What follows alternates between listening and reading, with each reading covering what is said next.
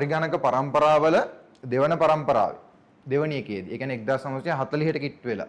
අපි කතා කරපු තාක්ෂණයන් කිහිපයක් තිබ්බ. ඒ තාක්ෂණ ගැන නෙමෙයි දැන් කතා කරන්න යන්නේ මේ පරම්පරාවට අදාළ. ඒ කියන්නේ 1940 දී තිබිච්ච තාක්ෂණ අදාළ දේවල් තමයි කතා කරන්න යන්නේ. කොහොම බලන්න මේ ෆිලමන්ට් බල්බ් එක දැකලා තියෙන ළමයි.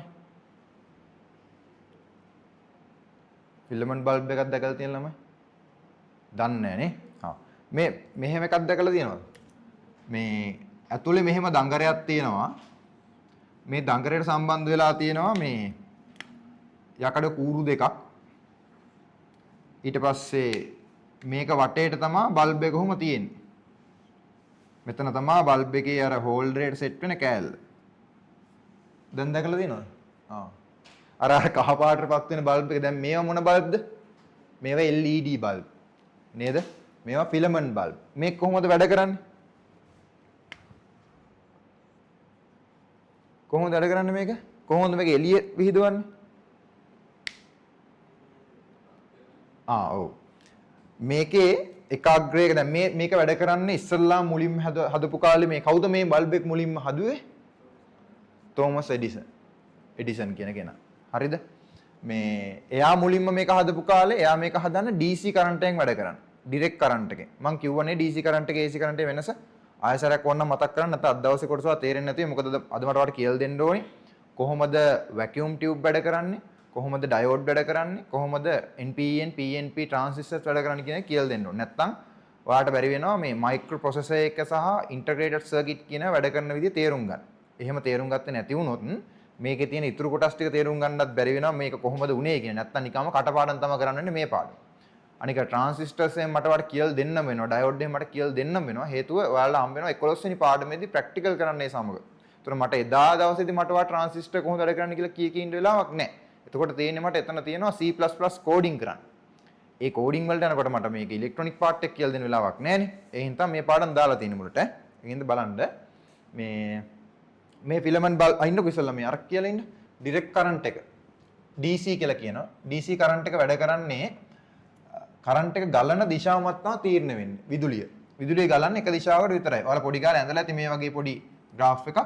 ඒක ඇඳහම DC කරන්ට් එකේ තියෙන මෙන්න මේ වගේ මේ කොටු හැඩයක්.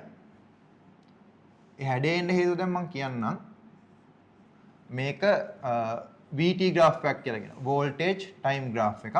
මේ කොටු තියෙන තැන් වල අදහස් වෙන එක කියන එක කොටුව නැත්නම් වල බිඳුව. 1 ඔය විදිහට.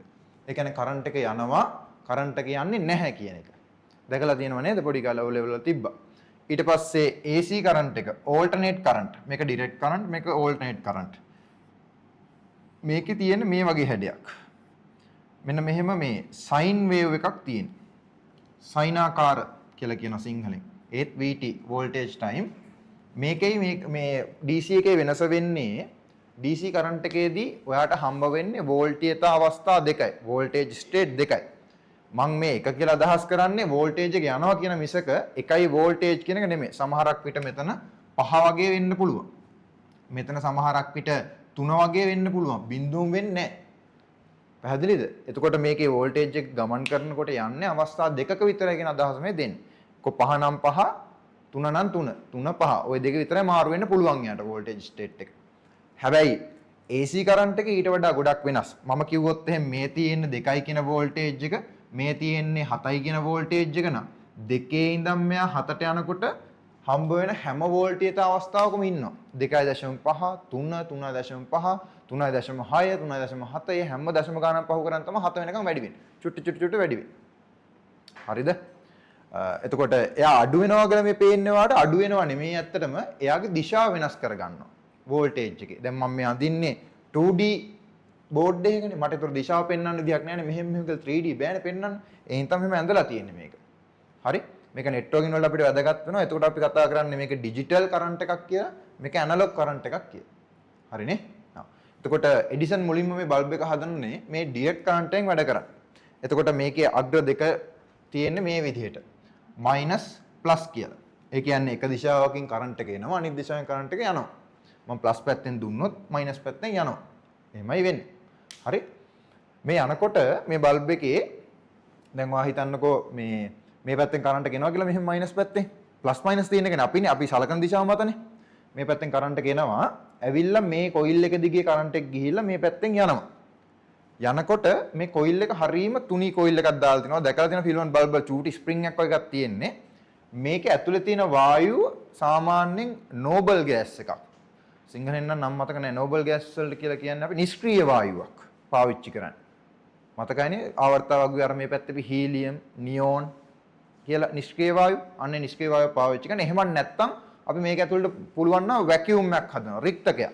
රික්තකයක් හදන්න අපහසු වෙන අපිට. අනිත් එක තමයි රික්තකයක් හැදුවට පස්සේ එළියේ තියෙන වාත පීඩනෙත් එක්ක බල්බ් එක පිපිරෙන්න බලනවා. එළියේ වාත වැඩිනේ පීඩනේ, ඇතුළේ වාතයේ පීඩනයක් නැහැ නේද? එතකොට ඒ හින්දා අපි මේක ඇතුළට එක්ක නියෝන් නැත්නම් හීලියම් වගේ වාතයක් පුරවනවා ඔක්සිජන් නැති වෙන්න. ඒකට හේතුව තමයි මේක මේ කරන්ට් එක එනකොට රත් වෙලා අර ඔක්සිජන් තිබුණොත් එහෙනම් මේක ගිනි ගන්නවා. අපිට ඕනේ ගින්නක් හදාගන්න නෙමෙයි එළිය විතරයි හදාගන්න ඕනේ. ගිනි තියාගන්න ඕනේ නැති හින්දා තමයි අපි ඔක්සිජන් අයින් කරලා තියෙන්නේ. එහෙම හැදෙනකොට මේක වටේට පොඩි ඉලෙක්ට්‍රෝන කියලා ගහලා තියෙනවා මං හිතනවා. ඉලෙක්ට්‍රෝන අහලා තියෙනවනේ. ඔව් ඉලෙක්ට්‍රෝන නෙමෙයි ගමන් කරන්නේ කරන්ට් එක නකල මේක දිගෙත් ඉලෙක්ට්‍රෝන තමයි මෙහෙම එන්නේ. මේක වටේට ඉලෙක්ට්‍රෝන හැදෙනවා. වැඩේ තියෙන්නේ මේ හැදිච්ච ඉලෙක්ට්‍රෝන මේ ඍණාග්‍රයෙන් එන ඒවා ටික ධනාග්‍රයට ආකර්ෂණය වෙනවා. මොකද ඍණ ධනට ආකර්ෂණය වෙනවනේ. ඒ ඉලෙක්ට්‍රෝන ටික මේ පැත්තට ආකර්ෂණය වෙලා මෙතනත් වැදිලා තව සෙට් එකක් මෙන්න මෙතන වදිනවා ගිහිල්ලා බල්බ් එකේ. ඔයා දැකලා තියෙන්නේ ෆිලමන්ට් බල්බ් වල පැත්තක් නිකන් තියෙනවා පොඩ්ඩක් කහ වෙලා වගේ. පැත්තක් විතරයි හැබැයි. හැබැයි දැන් එන බල්බ් වල නම් මුළු බල්බ් එකම කාලයක් පාවිච්චි කහ වෙනවා. දැකලා නැද්ද? පරණ වෙච්ච බල්බ් එකක් දැකලා තියෙන ෆිලමන්ට් බල්බ්. දැන් නෑ නේ දැන් ගොඩාක් තාක්ෂණයත් එක්කින් ළමයි ඉන්නේ. ගෙදර තියෙන ඔක්කොම LED බල්බ්ද? එහෙම වුණොත් නැද්ද? ෆිලමන්ට් බල්බ් එකක් හරි තියෙනවා නම් චුට්ටක් බලන්න කඩවල වල දාලා තියෙනවා. පරණ කඩවල වල සාමාන්‍ය මේ බල්බ් එක කහ වෙනවා. එඩිසන් හදව මේ බල්බ් එකේ මේ හැම වෙලාවෙම ධනාග්‍රය තියෙන පැත්තම කහ වෙන්න ගන්නෙ. එයා බලන හේතුව මොකක්ද කියලා. හේතුව බලනකොට මේ ඉලෙක්ට්‍රෝන විසියනවා මේ පැත්තෙන් මෙහෙට. ඇදලා ගන්නවා මෙහෙන් ඉතුරු ටික විසියනවා මෙහෙට. ගිහිල්ලා වැදිලා තමයි කහ වෙන්න ගන්න. කහ වෙනවා කියන්නේ අවපය වෙන්න ගන්න. ඕක ඔයිට කලින්ම මේ විද්‍යාඥයෝ දෙන්නෙක් විසින් ඕක හොයා ගන්නවා. මේ මොකද්ද කියන්නේ. හැබැයි එඩිසන් තමයි ඒ දවස්වල සාමාන්‍ය මුදල් තිබිච්චි ලොකු ධනවතෙක්. එඩිසන් කතාව අහලා තියෙනව නේද? නෑනේ. නෑ. අර එයා මේ බල්බ් එකේම හොයා ගන්නකොට මේ අර කෝච්චි පෙට්ටියක ඉඳලා 999 වතාවක්ම එයා පරීක්ෂණ කරලා ඊට පස්සේ තමයි බල්බ් එක හොයාගත්තා කියලා කියන්නේ. හැබැයි එතන නිකන් ගණන් වල අවුලක් තියෙනවානේ 999ක්ම වල 1000 වෙනි එකේම කොහොමද බල්බ් එක හොයාගත්තේ? පුදුම වැඩක් නෙමේ මේක නේද කියලා. නෑ ඒක මෙහෙමයි. එයාගේ කතා ගොඩක් හදාගත්තා. එයාගේ යටතේ වැඩ කරු ගොඩක් අය හිටියේ. එයාගේ පවුලට සල්ලි ගොඩක් තිබ්බා. ටෙස්ලා පවා එයා යටතේ වැඩ කරපු කෙනෙක්. නිකොලොයි ටෙස්ලා කියන එක අහලා තියෙනව නේද කෙනා? එතකොට එයාට සල්ලි තිබිච්ච ඉඳ එයා ගොඩාක් දේවල් එයාගේ පැත්තට නැඹුරු කරගත්තා. මෙන්න මේ ඉෆෙක්ට් එක මොකද්ද කියලා මම දැන් කියන්න යන්නේ. වැකියුම් ටියුබ් ගැන කියන්න යන්නේ. මේක පටන් ගන්නවා මෙතනින්. මේ ඉෆෙක්ට් එක පවා මීට කලින් ඊට අවුරුදු 20කට විතර කලින් 10කට විතර කලින් විද්‍යාඥයෝ දෙන්නෙක්ම විසින්, ඒ කියන්නේ දෙන්නෙක් එකතුලා හොයාගත්ත නෙමෙයි දෙන්නෙක්ම විසින් මේක ප්‍රූව් කරපු දෙයක් මෙහෙම වෙනවයි කියලා. හැබැයි කවුරුත් පිළිගත්තේ නැහැ. හේතුව උන් දෙන්නට සල්ලි තිබුණේ නැහැ. හැබැයි මේක මේ එඩිසන් කිව්ව මෙහෙම ඉෆෙක්ට් එකක් වෙනවා කියලා. එතකොට ඒක පිළි අරගෙන මේ ඉෆෙක්ට් එකට නම දැම්ම එඩිසන් ඉෆෙක්ට් කියලා. වෙනවද සල්ලි බලය කොච්චරද කියලා. ඒ දවස්වල බිස්නස් එක කාර්මික විප්ලවයත් එක බිස්නස් එක ඉතින් දිගින් දිගටම ගියේ. එඩිසන් ඉෆෙක්ට් කියලා දැම්ම මේක නම. මේ එඩිසන් ඉෆෙක්ට් එක පාවිච්චි කළා තමයි මුලින්ම ඔන්න වැකියුම් ටියුබ් කියන එක හදාගන්න යන්නේ. කම්පියුටර් චුට්ට එන්නේ අහන් ඉන්න හොඳට. ඔන්න බල්බ්ෙන් පටන් ගත්ත වැඩේ. මුලින්ම ඔන්න දැන් මෙහෙම කහ වෙන්න ගත්ත එක පැත්තක් DC කරන්ට් විතරයි තිබ්බේ. AC කරන්ට් තිබුණේ නැහැ. AC කරන්ට් හොයාගන්නේ කවුද? ටෙස්ලා වයින් කළා දානනේ එයා එඩිසන් එයාගේ සමාගමේ. උගේ පඬිත ටෝක් දෙන හින්දා. එහෙම හින්දා ඕල්ටර්නේට් කරන්ට් හොයාගන්න හම්බුන්නේ නැහැ හරියකට. කොහොම හරි DC කරන්ට් විතරයි තිබ්බේ. ඒකෙන් මෙයාලා මොකද කරන්නේ මේ බල්බ් එකට මම මෙතනම් පොඩ්ඩක් අඳින්නම්.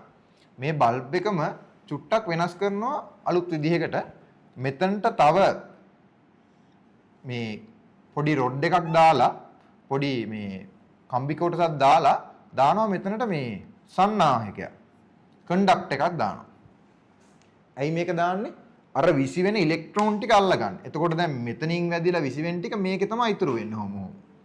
බල්බ් එක ඇතුළෙමයි මේ තියෙන්නේ. පැහැදිලි? ඇයි මේක අල්ලගත්තේ? ඒ අල්ලගත්තේ අපිට පුළුවන් බල්බ් එකේ කරන්ට් එක පාලනය කරන්න. හවුද නැද්ද? ඔව් කරන්ට් එක පාලනය කරන්න පුළුවන් වෙද්දී අපිට ඉලෙක්ට්‍රෝන අල්ලගන්න පුළුවන් එතකොට. පැහැදිලිද? එළියපත් වෙන එක විතරක් නෙමෙයි මේ ඉලෙක්ට්‍රෝන අල්ලගන්න පුළුවන්. ඉලෙක්ට්‍රෝන අල්ලගන්න පුළුවන් වෙනවා කියන්නේ අපිට පුළුවන් වෙනවා මෙන්න මේ බයිනරි ඉෆෙක්ට් එක හදාගන්න. එක සහ බිඳුව කියන එක බයිනරි කියලා කියනවා මේකට. එක සහ බිඳුව ඉෆෙක්ට් එක හදාගන්න පුළුවන් වෙනවා. පැහැදිලි? තාම මේ එතනට යන ගමන් ඉන්නේ. කාලයත් එක්ක ආය යනකොට මිනිස්සු අවුරුදු 5කට විතර පස්සේ තේරුම් ගත්තා මේක මෙතනින් තියනට හොඳයි. මෙහෙම එකක් හදුවා නම් කොහොමද? මේ කොයිල් එක මැද්දෙන් දාලා මේ ෆිලමන්ට් එක වගේ එක දැන් මේ බල්බ් එකක් හදන්නේ මේ හැදුවේ. ෆිලමන්ට් එක මැද්දෙන් දාලා මේක වටේට මෙහෙම මේ සන්නාහකේ දාන්න. මම මේ සම්පූර්ණ කව වෙනවා මේක. කව වෙන්නේ නැති වෙන මම එන්න තවට පේන්නේ නැහැ මැද්ද. සම්පූර්ණ වටේට දාන්න සිලින්ඩරයක් විදියට. ඇයි? දැන් ෆිලමන්ට් එකෙන්නේ විසික් වෙන්නේ මේවා ඉලෙක්ට්‍රෝන ටික වටේටම තිබ්බහම ඔක්කොම ටික අල්ල ගන්න පුළුවන්. දැන් පැත්තකින් තිබ්බහම චුට්ටෙන් අල්ල ගන්න පුළුවන් වෙන්නේ. සම්පූර්ණ ටික ඒතර අල්ල ගන්න පුළුවන් වෙනවා. එහෙම කරලා හදනවා මෙයාලා මේකට අදාළව මේ වටේට කොහොමත් නිෂ්ක්‍රීය වායුවක් දාලා නැත්නම් වැකියුම් එකක් හදලා මේ විදිහට බල්බ් එකක් වගේක් හදනවා. මේකට තමයි මුලින්ම කියන්නේ වැකියුම් ටියුබ් කියලා. රික්තක නල කියලා කියන්නේ. මේ වගේ ඒවා දහස් ගාණක් පාවිච්චි කරලා තමයි ඊට පස්සේ මෙයාලා මේ බයිනරි පැටර්න් එක හදාගන්නේ. ඇයි මෙහෙම එකක් ඕන වෙන්නේ? හොඳ ප්‍රශ්න. ඒක ප්‍රශ්නයක් නෙමෙයිද? තාම මොකක්ද අයිඩියා ගන්න. ඇයි මේක ඕන වෙන්නේ කියන එක? අපි එදා කියන්නේ ගිය සතියේ සහ 1940 දී 40ට කලින් කම්පියුටින් කියලා කරන්නේ එකතු කරන එක අඩු කරන එක ගුණ කරන එක ලොග්රිතම් වගේ දේවල්. ලොග්රිතම් එහෙම කරාම මතකයි නේ අපි මං කිව්වේ අර පැස්කලින් හොයාගත්තේ ලොග්රිතම්ස් කියලා එහෙම කිව්වා. ගිය සතියේ මම කිව්වේ බලලා එන්න කියලා පොඩ්ඩක්. අයිඩියා එකක් ගන්න නැත්තම් මේක පාට ඉතිහාස කතාව කියන්ගෙද්දි මැද්දෙන් පැන්නම අමාරුයිනේ. ඒ ලොග්රිතම් හදන්න තමයි හදලා තිබ්බේ. ඒ හැම එකක්ම මෙකැනිකල්. මං ගිය සතියේ වීඩියෝ එකකින් පෙන්නුවා අර ඇනලිටිකල් එන්ජින් එක වැඩ කරනකොට අර ක්‍රෑන්ක් එකක් තමයි ඔහොම කරකවන ලොකුයි ඒක. ඔහොම කරකව තමයි ගන්නෙ. තුර අර මෙකැනිකල් ලාම් සෙහෙට මේ චක් චක් ජගා ගිහිල්ලා තමයි අන්තිමට යන්තම් අගයක් හම්බෙන්නේ අපිට. ඒක හරි අපහසු වැඩක්. මේ වැඩෙන් අපි කරන්න උත්සාහ කරන්නේ අපි ඒ දෙන ඉන්පුට් එක පංච් කාඩ් එකෙන් හරි නැත්නම් ඔය ක්‍රෑන්ක් එක කරකවලා හරි දෙන ඉන්පුට් එක මෙන්න මේ ලයිට් බල්බ් එක දැන් ලයිට් බල්බ් කියන්න බෑ මේකට. වැකියුම් ටියුබ් එක හරහා ඔටෝමැටික් කරන්න. දැන් පරිගණකේ අපි ඔච්චර මෙකැනිකල් දේවල් කරන්නේ නැහැ නේ. යාන්ත්‍රික මුකුත් දෙයක් කරන්නේ නැහැ නේ. බයිසිකලේ පදිනවා වගේ. දැන් පාඩුවේ අපි ටච් එකක් දෙනවා විතරනේ මොකක් හරි දෙයකට. නැත්නම් ක්ලික් එකක් දෙනවා විතරනේ. අන්න එතන දක්වා එන්න මුලින්ම ස්වංක්‍රීකරණය වෙන්න හේතු වෙච්ච මෙන්න මේ වැකියුම් ටියුබ් කියන දේ තමයි වැදගත් උනේ. පැහැදිලි? මම බලන්න මේ පින්තූර දාලා තියෙනවා මෙන්න මෙතන මේ තියෙන වැකියුම් ටියුබ්ස් බැලුමට බල්බ් වගේ පිටු අංක 11 දැක්කද? පිටු අංක 11 දැනට ෂෙයා කරගන්න මම දෙන්නම් අනිත් දවස් දෙන්නම් ටියුට් එක දැක්කද? චුට්ටක් ලියාගෙන යන්න අපි ඒ සම්බන්ධව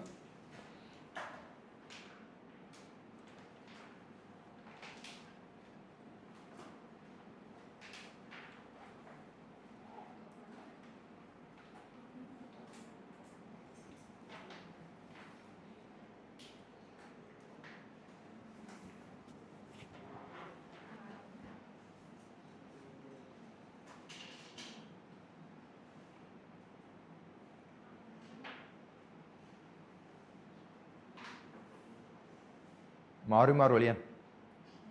මාරු ලියන්න.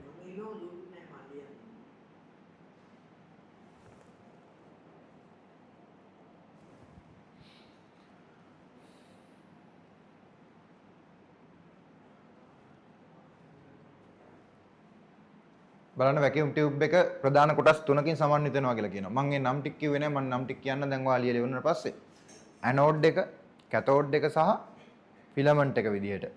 නැත්තම් ග්‍රිඩ් එක විදිහට.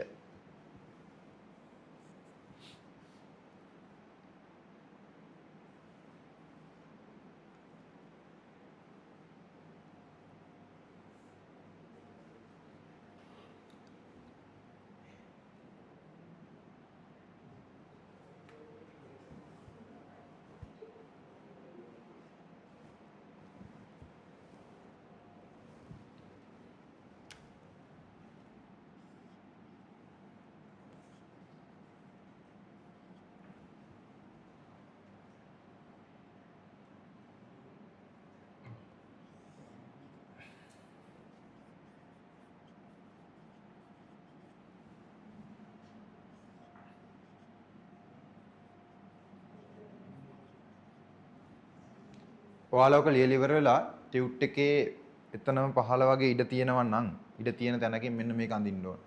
පොඩියට අඳින්න, ඇත්තට ලොකුවට ගොඩක් අඳින්න ඕනේ නැහැ. ඒ පිටුවේ පහළ ඉඩ තියෙනවනේ.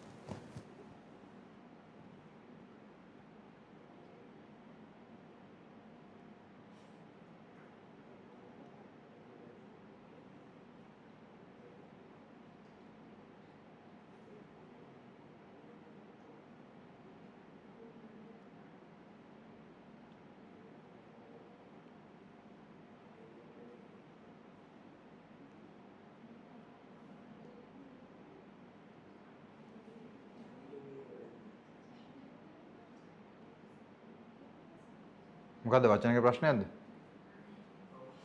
මම මේක වෙන්නලා හුවින්දා මං අහන්නේ. තේරෙන්නේ නැති වචනක් තියෙනවා නම් අහන්න මොකක් හරි මං කියනවා දැන්.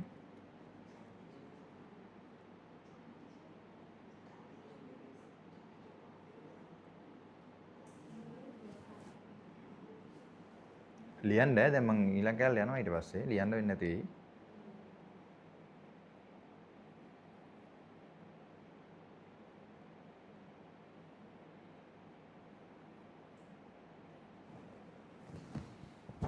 AC DC කරන්ට් සම්බන්ධව දන්නවල නේද? ඒවා අඳින්න ඕනේද?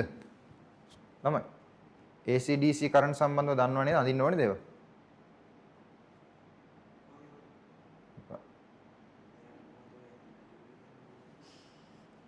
මේ O level තිබිච්ච දේවල් ඉතින් මම මේ ආයෙ මතක් කරේ වාට. O level කරේ නැද්ද?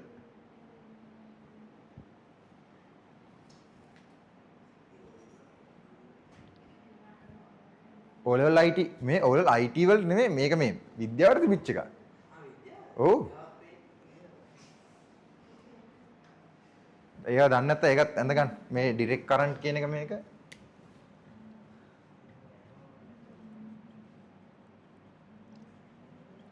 අපි කියනවා මේ ඍජු ධාරාව කියලා.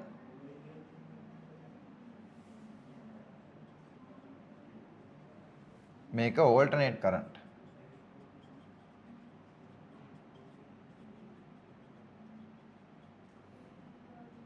ප්‍රත්‍යාවර්ත ධාරාව කියලා කියනවා.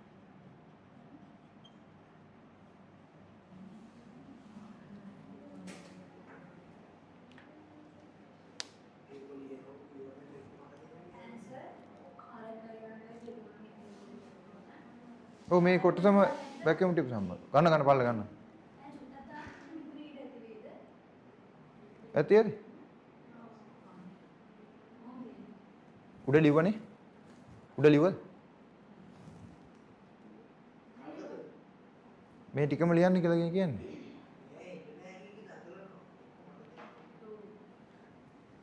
මේ කිව්ව ටික තියෙන බලන්න කියවලා. A vacuum tube works using three main parts. රික්ත කණාල ක්‍රියා කරන්නේ කොටස් තුනක් මත පදනම්. මොනවාද කොටස් තුන? A cathode. මම අර නම් කිව්වේ. cathode, anode ඊට පස්සේ grid කියන එක. grid කියන්නේ මෙන්න මේ දැන් මේ light bulb එක ගැන මේ කතා කරන්නේ අපි. vacuum tube එක ගැන light bulb එක තමයි vacuum tube එක උනේ. මෙන්න මේ අලුතෙන් දාපු කෑල්ල තමයි grid එක කියලා කියන්නේ. ඉලෙක්ට්‍රෝන ගැන තියෙනවා ඊට පස්සේ. බයිනරි පැටර්න් එක හදාගන්නේ බිඳුව එක හදාගන්නේ මේ විදිහට. ඊට පස්සේ තියෙනවා ඉතින් 1950 දශකයේ අවසානයේදී රික්ත කණාල වෙනුවට ට්‍රාන්සිස්ටර් බව තමයි. ඒක පස්සේ වෙච්ච දෙයක්. ඒක දැන් ඊළඟට කතා කරන්න ඉනවා. ඊට කලින් මේක තිබිච්ච දේවල් තමයි මේ කතා කරේ. මේක තිබිච්ච ලොකුම ගැටලුව තමයි දැන්ටත් ගෙදර ඇයි මේ අපි කහ පාට මේ බල්බ් දාන්නේ නැත්තේ දැන්? කැතින්දද? නෑනේ කහ පාට ලස්සනයි සුදු පාට වැඩිය. ඇයි මේ අඳුරුයි. කො ඇත්තටම කරන්ට් එක පිච්චෙනවා වැඩි. දෙක එව්ව බං අම්මලා කියන ඒවානේ. පොඩ්ඩක් විද්‍යාත්මක හිතලා ගියාම මූසලයිලු. වෙන හේතුව? කො ගෙදර ඇත්තටම නැද්ද ගෙවල් වල මේ එක බල්බ් එකක් පරණ එක බල්බ් එකක්වත් නැහැ. අඩුයි තමයි මම පිළිගන්නවා. එකක් තමයි කරන්ට් එක පිච්චෙන වැඩි. දාලා බලන්නකෝ අය කාමරේ ඉන්න ගමන් මේ ওই බල්බ් එක මාර විදිහට රත් වෙනවා. ගලවන්න බෑ. කියන්නේ මේ නිකන් බල්බ් එක දාලා තිබිලා විනාඩි 10ක් 20ක් හරි ගලවන්න බෑ රත් වෙනවා. ඉතින් ওই ගැටලුව ආව වැකියුම් ටියුබ් එකට. එහෙනවද මං කියන එක? වැකියුම් ටියුබ් එකත් ওই ගැටලුව ආවා. එකක් තමයි විදුලිය යනවා වැඩි, ඉලෙක්ට්‍රික් කන්සම්ප්ෂන් එක වැඩි. ඒක ගන්න ලොකු හීට් එකක් ජෙනරේට් වෙනවා. කම්පියුටර් එකකට මේක එකක් මදි. මේ වගේ සාමාන්‍යයෙන් 50ක් 60ක්වත් පාවිච්චි කරන ඒ දවස්වල කම්පියුටර්. හිතන්නකෝ ඒතර රත් වෙන රත්තිල්ල. දැන් අපේ නිකන් සාමාන්‍ය ෆෝන් එක සාමාන්‍ය ගාන රත් වෙනවනේ ඔය මෙච්චර මයික්‍රෝ ප්‍රොසෙසර්ස් තිබිලත්. වැකියුම් ටියුබ් කොහොම තියෙන්නේ නැද්ද? අනික ලොකු පැනල් වලනේ ගහලා තියෙන්නේ මේවා. ලොකු ගැටලුවක් වුණා ඒ දවස්වල. ඒ හින්දා ට්‍රාන්සිස්ටර් වලට ගියේ. දැන් මම මේ ට්‍රාන්සිස්ටර් ගැන කියලා දෙන්න යන්නේ ඊළඟට. දැන් මේක ඉලෙක්ට්‍රොනික ඉගෙන ගන්න ළමයින්ට නම් ඒ කියන්නේ විශේෂයෙන් මැක්ස් කරන අයට ෆිසික්ස් වල හම්බෙනවා. ET කරන අයට ඉන්ජිනියරින් ටෙක්නොලොජි වල හම්බෙනවා. අනිත් ස්ට්‍රීම් වල ඉන්න ළමයින්ට ඉලෙක්ට්‍රොනික හම්බ වෙන්නේ නැහැ. ඒකයි මම මේක හිමීට හිමීට මෙච්චර කියලා දෙන්නේ. ගොඩක් වෙලාවට ඒ දෙක කරන ළමයින්ටත් මේක මම කියලා දුන්නා තමයි තේරෙන්නේ. ඒ හින්දා අවධානයෙන් අහගන්න. නැත්නම් ඉස්සරහට ඔයාලට ප්‍රැක්ටිකල් කරන්න බැරි වෙනවා. වෙනත් පාඩම් වල මම මේ කියන්නේ ඉලෙක්ට්‍රොනික ප්‍රැක්ටිකල් අපිට තියෙනවනේ. හරිනේ අඳින්න වෙලාව ඇති.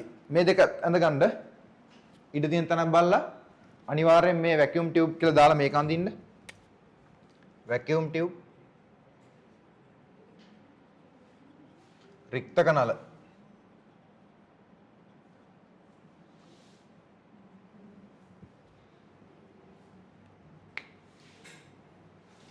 මේ තියෙන වැකියුම් ටියුබ් එකම තමයි මම මේකේ මේ ඇඳ මේ තියෙන හරි විදිය අර හැදිච්ච විදිය concept එක තමයි මම මේ ඔයාලට කලින් මෙතන ඇඳලා තියෙන්නේ. මේකත් අඳින්නේ හින්දා මේක එතකොට කො මේ ඇනෝඩ් කැතෝඩ් මේ ඇතුලේ තියෙන්නේ මේ දඟරේ ඇතුලේ. මේ වටේට තියෙන එක තමයි ඒතකොට ග්‍රිඩ් එක වෙන්නේ. ඔය රූප වලත් පේන්නේ ඒකම තමයි වාට පැහැදිලි නැහැනේ. ඒක එහෙම තියෙද්දි ළඟට ගෙනල්ලා බලන්න ඕනේ එහෙම වුණොත්. DC AC කරන්ට් එක සම්බන්ධවත් ඇඳ ගන්න දන්නේ නැත්නම් අමතකයි න ะ.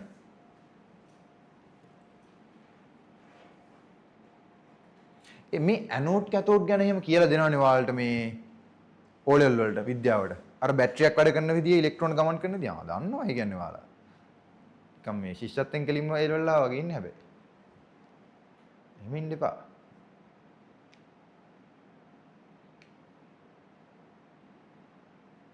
ශිෂ්‍යත්ව වගේ විභාගයක් තියෙනවා ඔයාලට ඒ level වලට දන්නවද ඒ ගැන?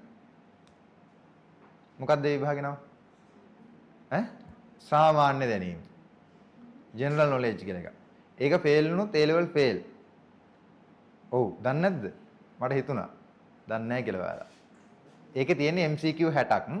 60න් අවම 30ක්වත් වගේ හරියන්න ඕන. වෙන මොකුත් ගණන් හදන්නත් තියෙනවා. ඒක මම කියන්නේ වෙන ලොකු පේපර් එකක් නෙමෙයි.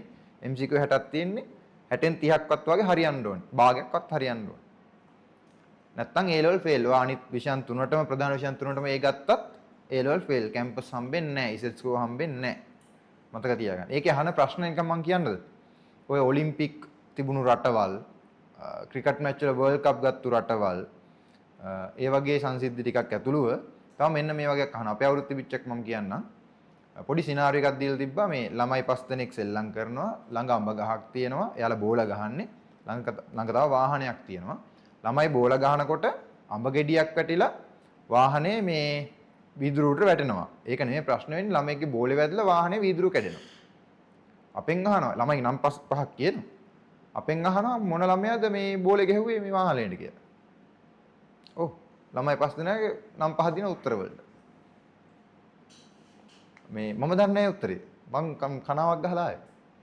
මට තිබ්බෙත් කොහොම හරි 48ක් වගේ එකට. 60න් 48ක් වගේ. අවුලක් නැහැ නේ පාස් නේ. ඉතින් මට කැම්පස් එකෙන් හොඳටම ඇති මට. මම දන්නේ නැහැ ජෙනරල් නොලෙජ් නැහැ. ඒ වගේ වුණා මට කොහොමවත් නැහැ. මං කොහොමද දන්නේ? මං හිතන් සෙල්ලම් කරේ නැහැ. මගේ නම තිබ්බනම් මම නෙමෙයි කියලා ගහලා එනවා. සීරියස් කිව්වේ එහෙම එකක් තියෙනවා විභාගයක්. ඒක ෆේල් වුණොත් තව අවුරුද්දක් ඉඳලා ඒක ලියන්න වෙනවා ඔයාලට. ආයි අනිත් විෂයන් තුන ලියන්න ඕනේ නැහැ. ආයි ලියන්න ඕන. ආයි ඒක ලියන්න ඕන. අනිත් තුන ලියන්න ඕනේ නැහැ. හැමෝටම පොදුයි. ඒ ලෙවල් ලියන හැමෝටම පොදුයි. ඔයාලා මේ ප්‍රයිවට් මේ ගවර්න්මන්ට් ලියන එකේ වෙනසක් නැහැ. වෙනසක තියෙන ප්‍රයිවට් අයට කලර් කිට් ඇඳලා යන්න පුළුවන්. රුපියල් 350ක් හරි 450ක් හරි ගෙවන්න ඕනේ ඇඩ්මිෂන් එකට. එච්චරයි. වෙන කිසි වෙනසක් නැහැ ඔයාලට. එකම කැම්පස් එන්නේ එකම විදිහට වැඩ ටික වෙන්නේ. මොකද මම දෙවිදිහටම ලිව්වා එක්සෑම්. ඒකනේ මම කියන්නේ. මම ගවර්න්මන්ට් එකෙන් දාලා ලිව්වා ෆස්ට් සයි සෙකන්ඩ් සයි මේ ප්‍රයිවට් ලිව්වේ. මම සබ්ජෙක්ට් මාරු කරා. මම දන්නවා දෙවිදිහට. ගැටලුවක් නෑ. හරිද? මේක ඇන්දනේ මම කන්නම් මේක.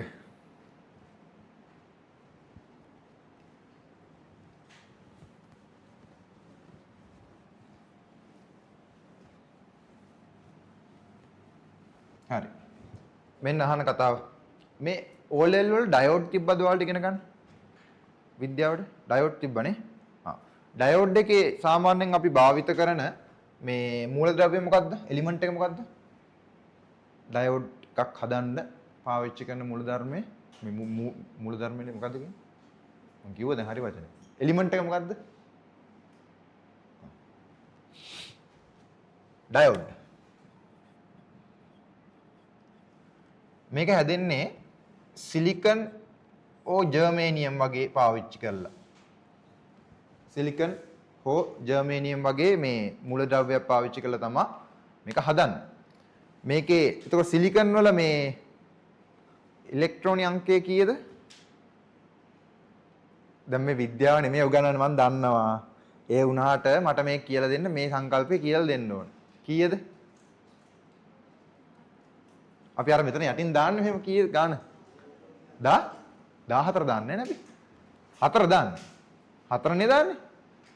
සිලිකන් 4, ජර්මේනියම් 4. දන්නේ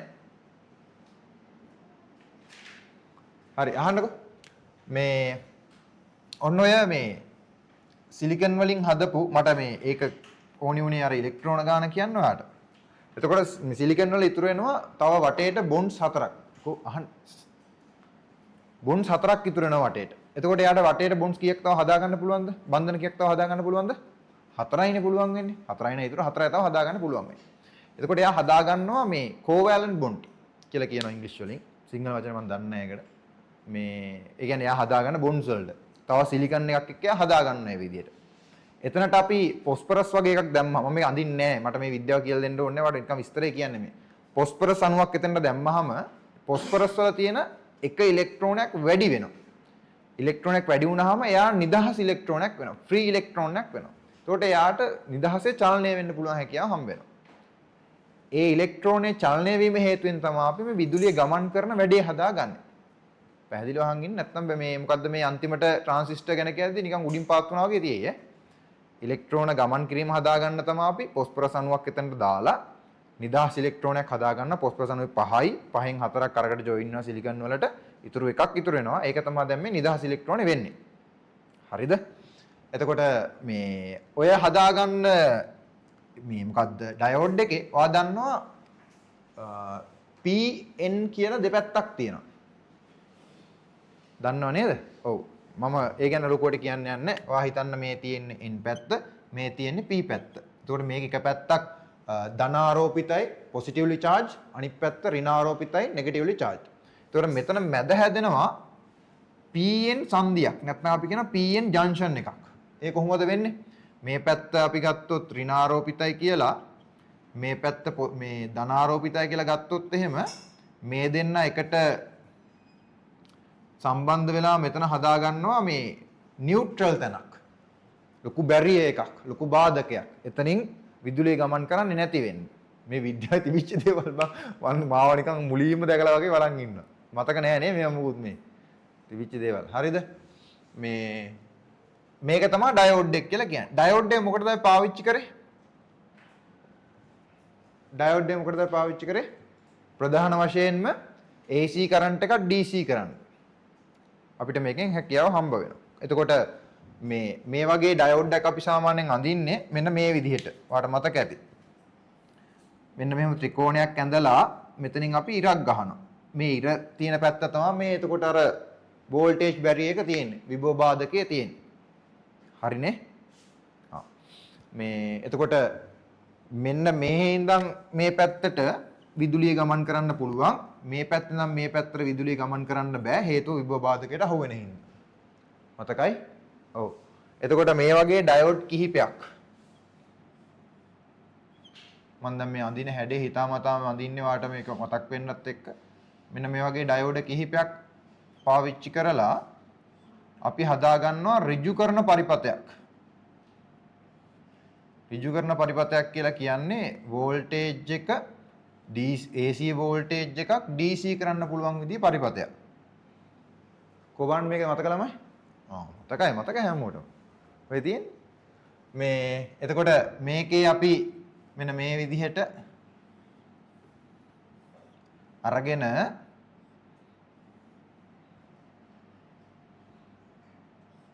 ඔයාලට මතකයි අපි ආය මේකට සම්බන්ධ කරනවා මේ මොනවාද? අර කැපැසිටර් එකක් එහෙම ධාරිත්‍රයක් එහෙම සම්බන්ධ කරලා එහෙම සීන මතකයිනේ මම කැපැසිටර් ගැන කියන්නේ නැහැ මෙතන. ඊට මේ අපිට ධාරිත්‍රකේ සම්බන්ධ කරන්න කලින් අපේ හැදෙන ඕල්ටර්නේට් කරන්ට් එක දැන් මේ විදිහට නෙන්නේ. මුලින්ම එන ධාරාව වෙන්නේ මේ විදිහට වෝල්ටේජ් එක. මේක අපි මේ විදිහට හදාගත්තට පස්සේ මේකේ මෙන්න මෙහෙම ධනාර්ධය විතරක් ඉතුරු වෙන අපි හදා ගන්නවා. මොකද හැම වෙලාවෙම બ્લોක් වෙනවා එක පැත්තෙන් එනකොට. හරි? ඊට පස්සේ කැපැසිටර් එකක් අපි මේකට දැම්මට පස්සේ කැපැසිටර් එක ධාරිත්‍ර එකක් මේකට දැම්මට පස්සේ මේක සුමට වෙනවා. එතකොට මෙන්න මෙහෙම හැඩයක් තමයි එන්නේ.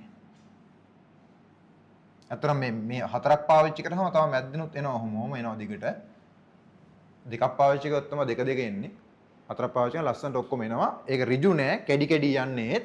ඒක සුමට කරන්න ඕනින් තමයි අපි මේ විදිහ කරන්නේ. එතකොට මෙන්න මෙහෙම එකක් තමයි DC කරන්ට් එක හැදෙන්නේ. මේකට අපි කිව්වා අන්තිමට ඊට පස්සේ ට්‍රාන්ස්ෆෝමර් කියලා. ඒ කියන්නේ AC කරන්ට් එකේ ඉඳන් DC කරන්ට් එකට පරිවර්තනය කරන්නේ. ඔය concept එක මතකයි නේද පොඩ්ඩක්? ඕකම දැන් අපි ගේනවා ඊට පස්සේ අපේ ට්‍රාන්සිස්ටර්ස් වලට. ඔන්න බලන්න.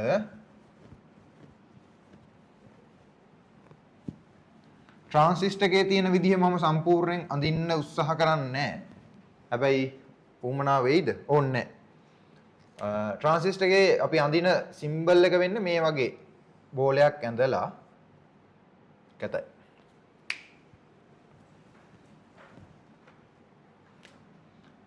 මේ වගේ බෝලයක් ඇඳලා මේකේ තියෙනවා අග්‍ර තුනක් නැත්නම් කොටස් තුනක් තියෙනවා. මේ එක කොටසක් අපි කියනවා එමිටර් එක කියලා. ඊ අකුර දානවා. මේක තමයි බේස් එක කියලා අදහස් කරන්නේ. මේක තමයි කලෙක්ටර් එක වෙන්නේ. C. හරි? මේවා ඇයි ඕන වෙන්නේ කියලා ටික ටික මම කියන්න. මම තාම මේ විස්තරي කියාගෙන ඉන්නේ. මම දන්නවා නිකන් මේ මට මේක කියලා දෙන්න බෑ නැත්තම්. ඔයාලා එතකොට මේ හොඳම ගතිය එන්නේ නැහැ මේකේ. ඒකයි මම ටික ටික කියන්නේ. දැන් ඉලෙක්ට්‍රොනික එහෙම තියෙනවා මේවා ඉගෙන ගන්න වෙනවා ඉස්සරහ ඉලෙක්ට්‍රොනික වලට. දැන්ට මම මේ කෙටියෙන් කියන්නේ වල. කෙටියෙන් කියලා කියන්නේ කියන්නේම නැත්තනම් මේ. IT වලට ඕන ටික විතරයි මම මේ කියන්නේ. බේස් එක, එමීටර් එක, කලෙක්ටර් එක.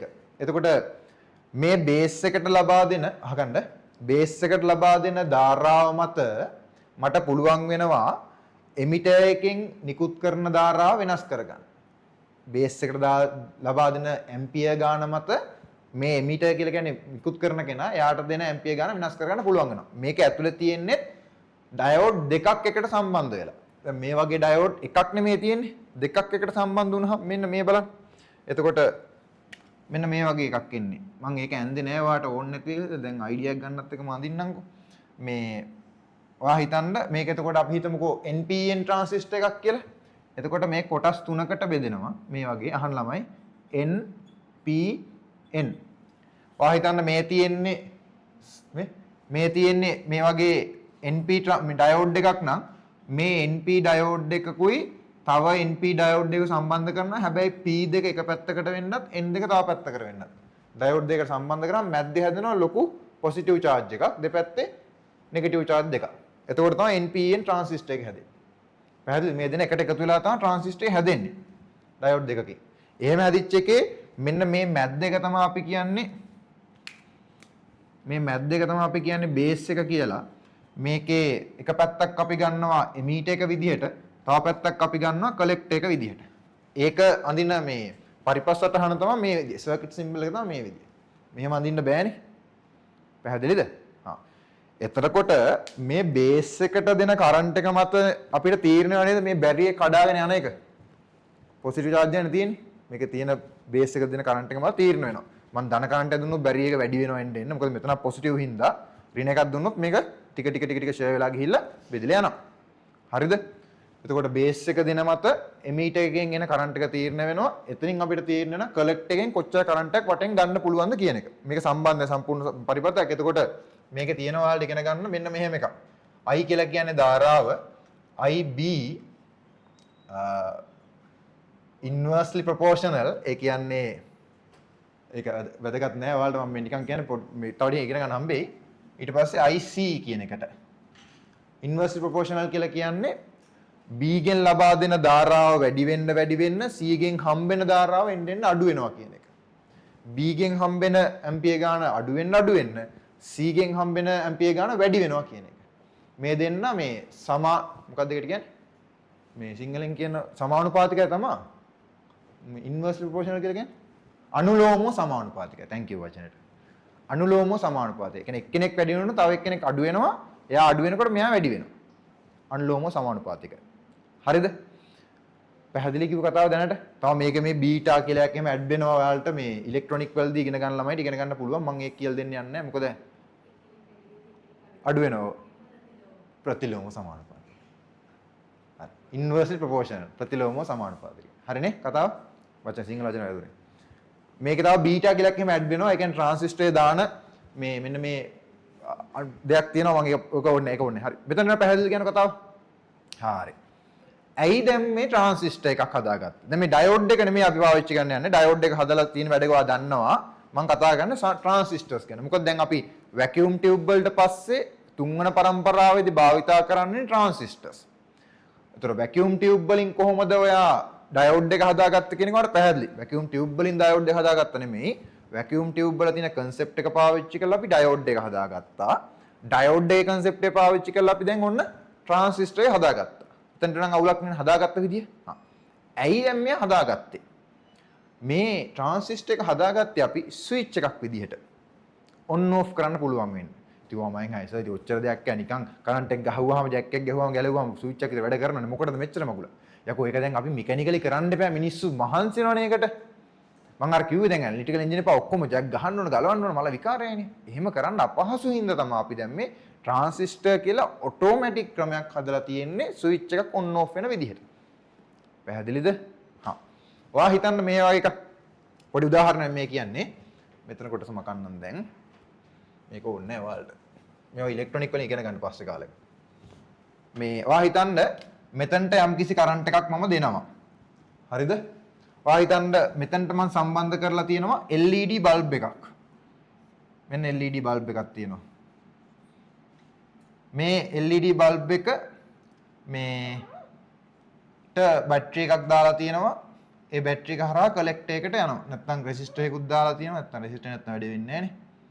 මේ මොකද්ද ප්‍රතිරෝධකයක් දාලා තියෙනවා. ඒක හරහා කලෙක්ටර් එකට යනවා ඔහොම. හරිද? එතකොට මොකද්ද වෙන්නේ? මෙතන හම්බෙන කරන්ට් එක මත එමීටර් එක තීරණය වෙනවා කියලා මම කිව්වනේ. ඒක හරහානේ මොම යන්නේ කලෙක්ටර් එකට.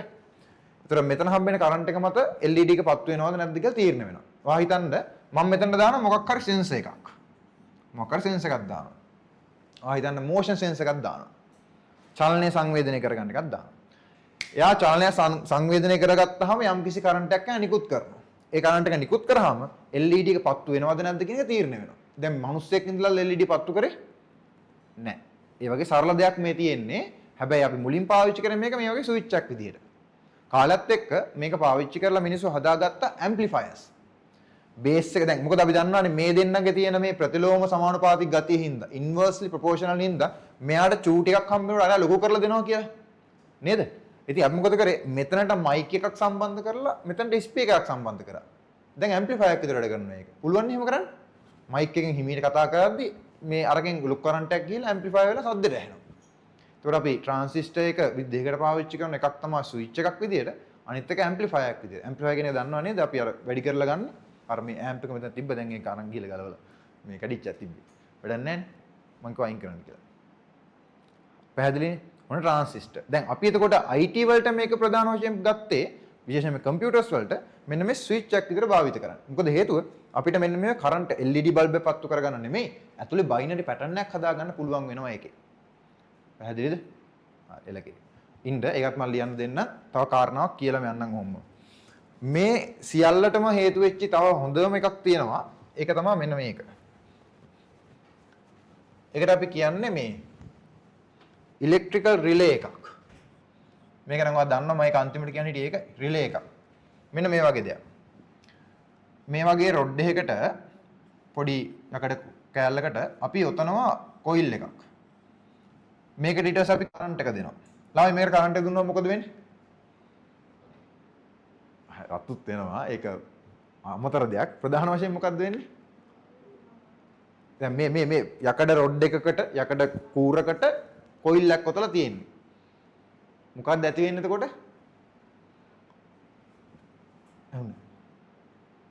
ඇහුන්නේ මට. කරන්ට් එකක් යනවා. ඔව් කරන්ට් එක ඇති වුණාම මොකක්ද ඇති වෙන දේ කියලා මේ අහන්නේ. පොඩි ගලේ කෙනෙක්ද දැන් මේ? කරගෙන ඔව්. කරකෙන්නේ නැහැ. මෙහෙම මතක නැද්ද ඇනේකට ඔයාලා පොඩි කම්බියක් ඔතල ඉවරලා බැටරි කෑල්ල සම්බන්ධ කරන ඇනේ මොකක්ද උනේ? ඒක ඉලෙක්ට්‍රොමැග්නට් එකක් වෙනවා. විද්‍යුත් චුම්බකයක් බවට පත් වෙනවා. මතකද එහෙම එකක් තිබ්බා? කාන්දමක් වෙනවා ඒක. මතක නැහැ? එහෙමයක් තිබ්බ පොඩි කාලේ තිබ්බා. අන්න එහෙම එකක් වෙනවා මේක. හරිද? එහෙම වුණාම මෙන්න මෙතන තියෙනවා පොඩි කොටසක් මේකේ මෙන්න මෙහෙම සීන් එකක් තියෙන්නේ. මෙන්න මේ වගේ පොඩි යකඩ කෑලි කිහිපයක් තියෙන්නේ. තමයි අහන්න යකඩ කෑලි කිහිපයක් තියෙන්නේ. මේකෙන් අපිට පුළුවන් වෙනවා මේ කරන්ට් එක ඇති වුණාම මෙතන තියෙනවා තව ලෙවරේජ් එකක්. ඒ ලෙවරේජ් එකෙන් මෙතනට නෙමෙයි මෙන්න මෙතනට සම්බන්ධ වෙන එකක් තියෙනවා. මෙහාට කාන්දමක් විදියට මෙයාට කරන්ට් එක දුන්නාම කරන්ට් එක ඇති වුණාම මෙයාගේ මොකද වෙන්නේ? මේක මෙතන තියෙන යකඩ කෑල්ල පල්ලෙහාට අදිනව නේද? පල්ලෙහාට ඇද්දාම මේ උඩ තියෙන්නේ කරන්ට් එක එන තැන් දෙකම තමයි. කරන්ට් එක යන දිශාව අපිට වෙනස් කරගන්න පුළුවන් වෙනවා එතකොට. උඩට පල්ලෙහාට වෙනස් වෙනවනේ. මේ කාන්දම නැති වුණාම ආයෙක පල්ලෙහාට වැටෙනවා. ඒතර පල්ලෙහාත් එක්ක සම්බන්ධ වෙනවා. ඒතර කරන්ට් එක යන දිශාව ආයෙ වෙනස් වෙනවා. දැන් මේ මොකද්ද මේ හදාගත්තේ අපි? එකද බිඳුවද කියන එක. පැහැදිලිද? කරන්ට් එක වැඩිද අඩුද කියන එක. මේක අපිට අර වෝල්ට් මේ ඇනලොග් ග්‍රාෆ් එක වගේ මේ කරන්ට් අවස්ථා ගොඩක් ගන්න පුළුවන්ද? බෑ. අවස්ථා දෙකයි. එකද බිඳුවද? මේක තමයි රිලේ එක. පැහැදිලි? ඒ රිලේ එකේ concept එක තමයි ටික ටික මෙතනට ආවේ. හැබැයි රිලේසුත් දැනටත් පාවිච්චි වෙනවා අපි ඉලෙක්ට්‍රොනික පරිපථවල. හරිනේ? රිලේ එක ගැන ලියන්න තිබ්බ උඩ මේක ලියලෙමු ඉස්සෙල්ලා. බලන්න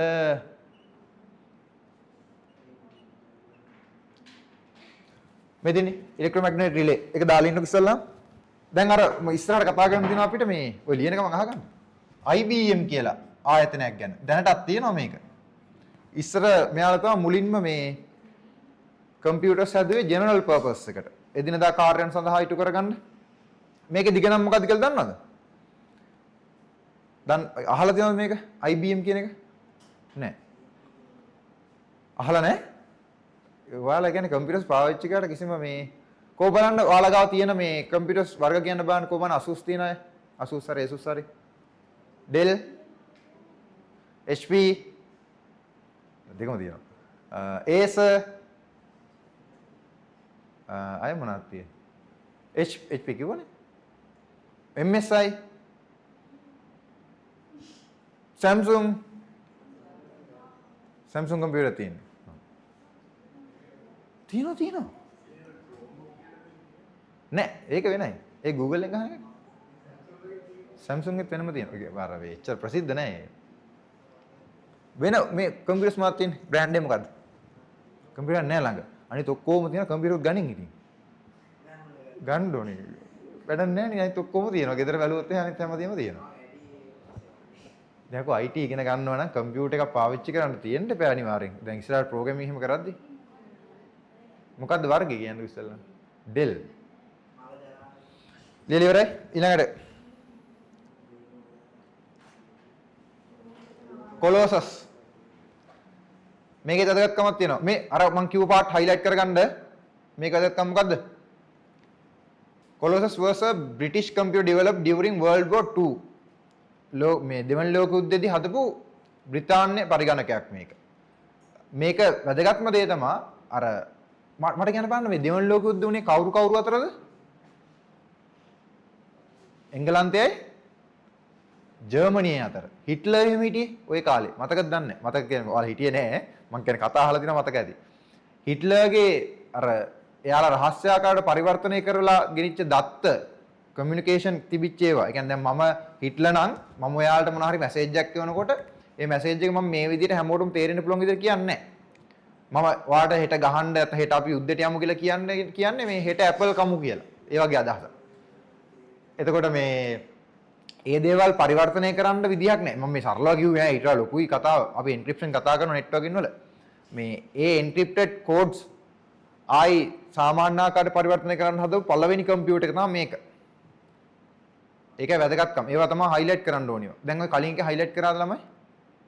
හයිලයිට් කරන ඒවා තමයි වැදගත් ඒවා. හයිලයිට් එකක් නැත්නම් මේ රතු පෑනෙන් හරි ඉරක් ගහගන්න. කලින් එකේ තිබ්බා පළවෙනි ඩිජිටල් කම්පියුටර් එක. ඇට්නස් ඔෆ් බෙරි එක. ලියලා ඇති බලන්න. ඒවා හයිලයිට් කරන්න. මේකේ වැදගත්කම තමයි මේක ජර්මන් එන්ක්‍රිප්ටඩ් කෝඩ් ඩික්‍රිප්ට් කරන්න තමයි පාවිච්චි කරේ. ඩික්‍රිප්ට් දැනට වචන පාවිච්චි කරන බ්‍රේක් කියන එක. එන්ක්‍රිප්ෂන් එක අනිත් පැත්ත තමයි ඩික්‍රිප්ෂන් කියලා කියන්නේ.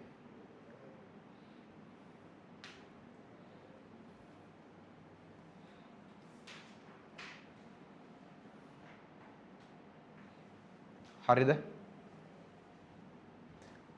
මේ IBM මම මේක කියන්න බැරනවනේ.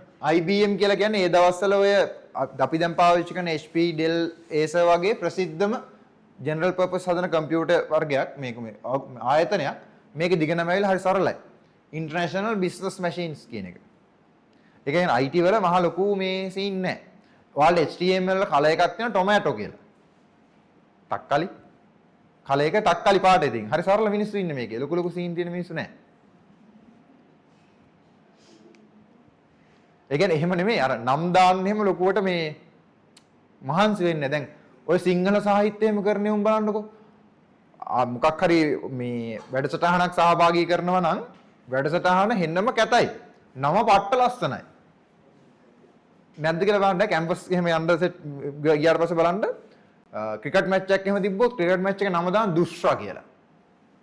හරි අහන්න කතාව දැන් දුෂ්රා ගියාම අපිට හෙන්න ගැම්මක් එනවනේ. එතකන් ක්‍රිකට් මැච් එක තියෙන්නේ නිකන් මේ ඕවර් 6යි 7යි එහෙම.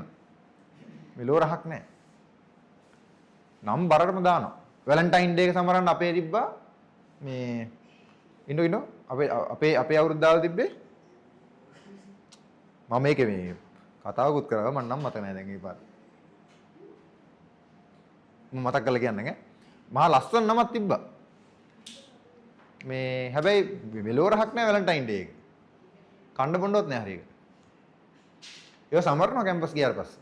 හැම කැම්පස් එකම ගවර්න්මන්ට් ප්‍රයිවට් කියලා නැතුව ඔක්කොම කරනවා. හරි ඇතිනේ ලිව්වනේ. මේ ට්‍රාන්සිස්ටර් එක අඳින්න කොහෙන් හරි ඔයාලා මේ කොටස නම් ඕනේ නැහැ. නිල් පාටින් කොටස එපා. අරක ඕනේ නැහනේ. මේ මෙන්න මේක ඇඳලා තමයි මේක ඇඳලා මේක අඳින්න. නැත්තම් අයිඩියා එකක් නැති මොකක්ද කොහොමද මේක ආවේ කියලා. මේක ඇඳලා මේක අඳින්න. ඩයෝඩ් අඳින්න යන්න එපා. මේ රිලේ එකත් අඳින්න. රිලේ එක අපි අර ලියපු තැනක් තිබ්බේ. පොඩි තැනක් ලියපු තැනක් නෙවෙයි ලියලා තිබිච්ච තැනක් තිබ්බේ. ටයිප් කරපු තැන. රිලේ එක අඳින්න එතන.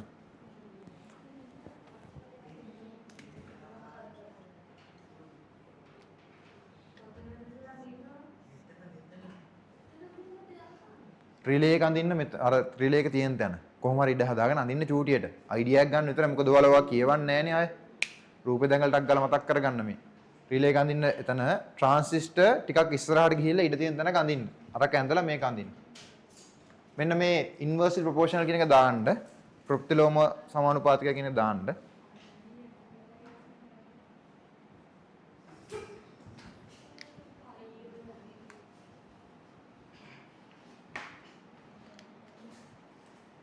සකකට කොහොමද ගියේ?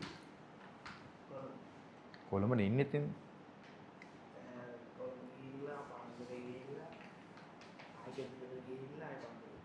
ආයෙත් ගියේ? ආයෙ පානදුර ගියේ.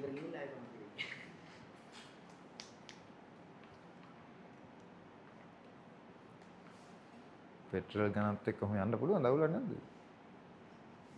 වාට කේස් එක.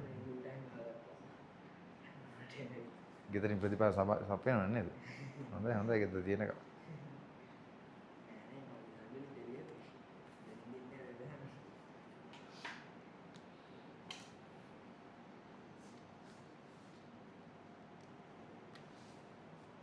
අර ඔක්කොම highlight කරලා මං කිව්ව වැදගත් කෑල්ල විතරක් highlight කරන්න කියලා.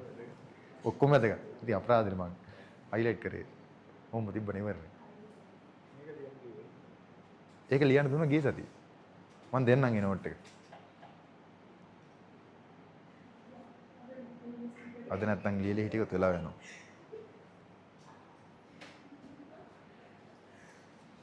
දිල්කි ලොකු නිවාඩුවක් ගත්තනේ. නෑ කෙවිනුත් ඒ නිවාඩුවම ගත්තනේ. මේ පන්තියේ මං 28. දවස් දෙකක් ආවේ නෑ. දෙකක් ආවේ. දෙකයි. ඊට පස්සේ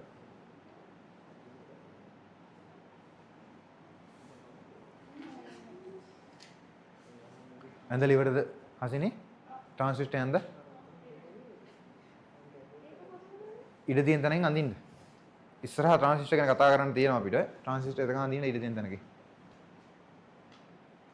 මොකද ඔයා දැන් ඔයාලා කොමර්ස් කරන ඉලෙක්ට්‍රොනික එකම හම්බෙන්නේ නැහැ කවදාවත්. පොඩි හරි අයිඩියා එකක් එන්නේ මෙතනින් විතරයි. accounting වල ඉලෙක්ට්‍රොනික නැහැනේ. මේක ඇඳලා NPN එක ඇඳලා අර කඳින්න.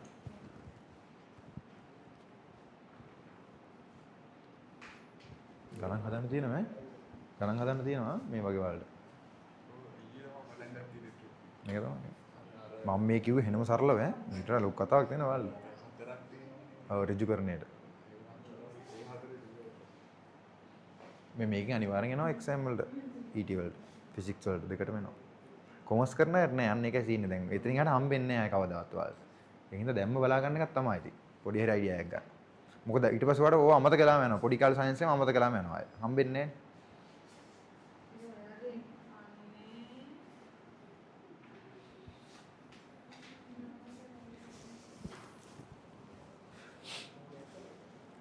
ඉවරයිද ඇඳලා? ට්‍රාන්සිස්ටර් ගැන ලියමු අපි. ට්‍රාන්සිස්ටර් ගැන කතා කරානේ. මේ ටික ගැන මම කියන්නම් එන්නම්.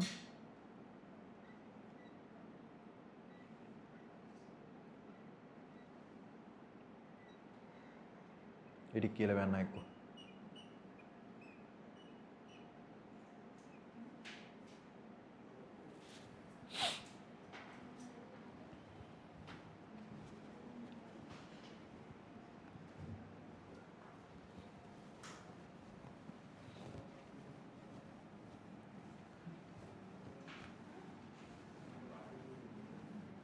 හරි ළමයි අහන්න.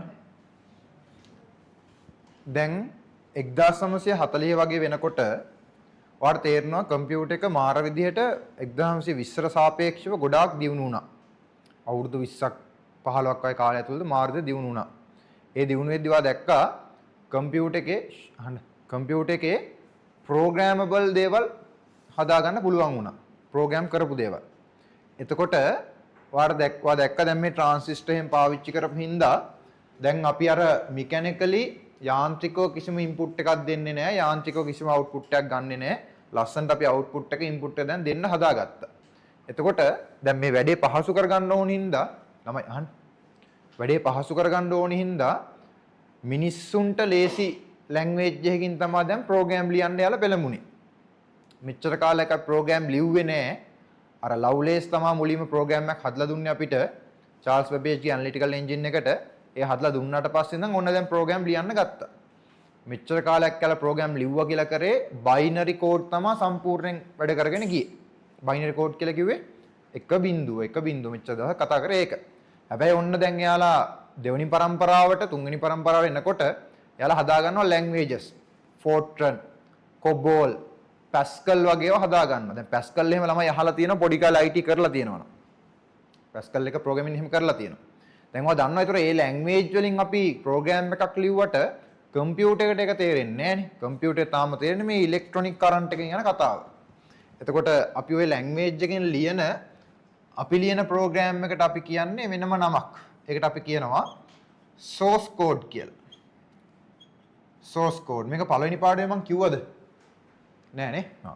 අපි අපිට හුරු භාෂාවෙන් ලියනකොට අපි කියනවා මේකට source code කියලා. නැත්නම් අපි සිංහලෙන් කියනවා මේකට ප්‍රභව කේතය කියලා.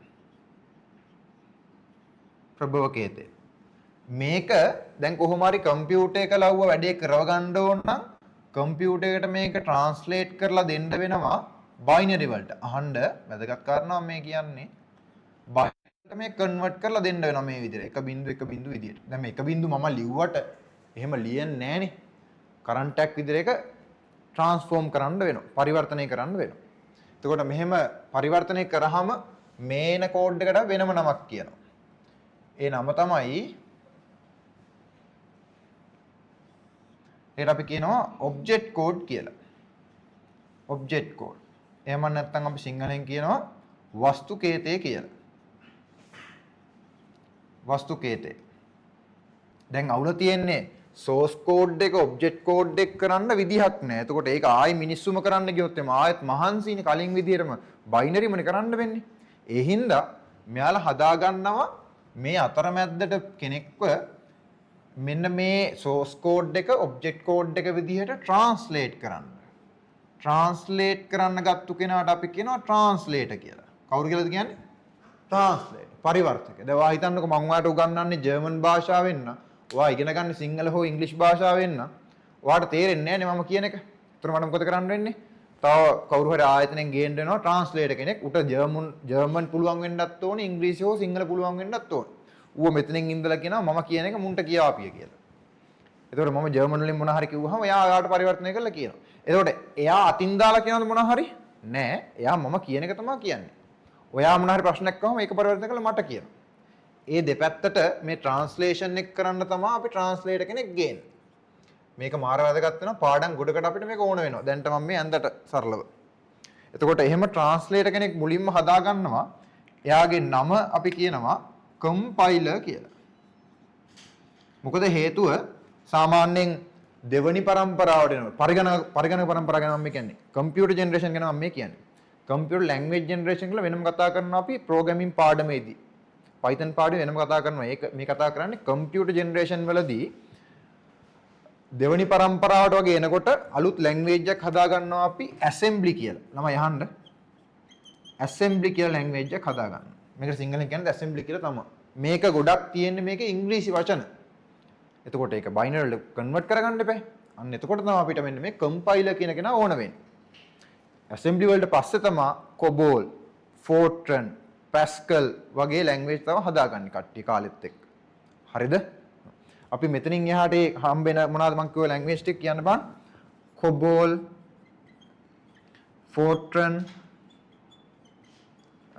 ඊට පස්සේ Pascal මේ වගේ මේ ලැන්ග්වේජ් වලට අපි කියනවා high level languages කියලා. ඒකට හේතුව මේ ලැන්ග්වේජස් ගොඩක් අපේ ඉංග්‍රීසි භාෂාවට සමීපයි. බයිනරි වලට නෙමෙයි තියෙන්නේ. ඉංග්‍රීසි භාෂාව සමීපයි. එහෙනම් අපි කියනවා මේකට high level language කියලා. assembly ගොඩක් වෙලාවට මේ තියෙන්නේ ගොඩක් බයිනරි කොටස් තිබ්බයි ඒකේ. ඒකට අපි කියනවා low level language එකක් කියලා. high level කියලා කියන්නේ ඉහළ මට්ටම කියන එක, low level කියන්නේ පහළ මට්ටමේ භාෂා කියන එක. ඒ කියන්නේ පහළ මට්ටම වෙන්නේ පරිගණකයට කිට්ටු වෙද්දී, ඉහළ මට්ටම වෙන්නේ අපිට කිට්ටු වෙද්දී. හරි? ඔවා පොඩි පොඩි MCQ වලට අහලා ස්ටේට්මන්ට් වලට අහලා අහයි වාගෙන්. එතකොට ඔයා මේකත් එක්ක ඒකත් දැනගෙන ඉන්න ඕනේ. නැත්නම් මේක දන්නේ නැතුව කම්පියුටර් ජෙනරේෂන් දන්නේ නැතුවට මේකට උත්තර දී ගන්න බැරි වෙනවා. මොකද මේක සම්බන්ධ කරලා තමයි අහන්නේ ප්‍රශ්න අහනවා. හරිද? මේකත් දාන්න ඕනේ. මේ තියෙන්නේ මේ කම්පයිලර් ගැන. ෆස්ට් කම්පයිලර්. ඒ කියන්නේ මේ කම්පයිලර්ස්ලා ගොඩාක් හදුවා ඊට පස්සේ මේ එක්කෙනෙක් මුලින්ම හදපු කෙනා මෙයා. ගැන ඉස්තර දාලා තියෙන්නේ. මේක දාන්න ඕනේ. එතන ඒ පිටු ඉඩ තියෙනවද කොහේ හරි? නැද්ද? දැන් එහෙනම් නෝට්බුක් එකේ යන්න වෙයිද? වෙන පිටුවක හරි කමන්න ඉඩ තියෙන තැනක දාන්නකෝ. පොඩි ඉඩක් තිබුණා චූටියට දාගන්න. අපි මේව වෙනම ලස්සන කතා කරනවා. දැන්ට අර ඔයා නෝට් එක කියවද්දි කවදාවත් ඔගේ අකුරු ඔක්කොම කියවන්නේ නැහනේ. රූප දිහාන පොඩ්ඩක් හරි බලන්න. රූපේ දැක්කම මතක් වෙන තමයි අන්දන්නේ.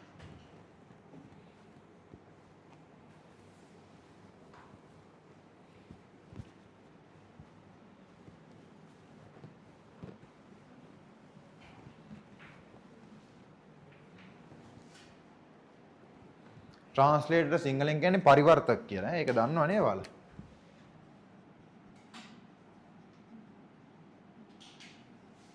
පරිවර්තක. දැන් අපි ඉගෙන ගන්නවා Python language එක. ඒකේ පරිවර්තක ඇවිල්ලා translator ඇවිල්ලා interpreter කියලා කෙනෙක්. එයාගේ වැඩ කරන විදිය පොඩ්ඩක් වෙනස්. එයාව හම්බෙන්න ඕනවා ගිහිල්ලා Python ඉගෙන ගන්න කලින්. ඔව්. මේ මහරගම ඉන්නේ දෙල්කඳ. නෑ මම පොඩ්ඩක් වෙලාව ඒකට hina වෙන ළමයෙක් නෑ. ඒ කියන්නේ අයිඩියා එක පොඩ්ඩක් හරි තියෙනවා. hina වෙන්න නැතුව බලන් ඉන්නවා නම් ඉතින් ඇහුනෙත් නෑ ඉතින් ඔයාලට.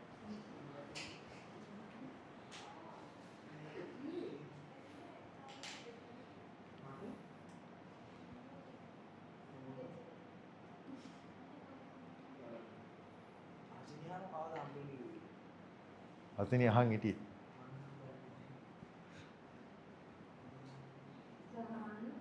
සහරා එහෙම කොහොම හරි මේ ස්ටෝර්ඩ් ප්‍රෝග්‍රෑම් concept එක ගැන අපි ඉස්සරහට කතා කරමු. මේ වොන් නියුමාන්ගේ concept එක තියෙන්නේ. ඒක ඉස්සරහට හම්බ වෙනවා. පස්සේ කතා කරමු මේක.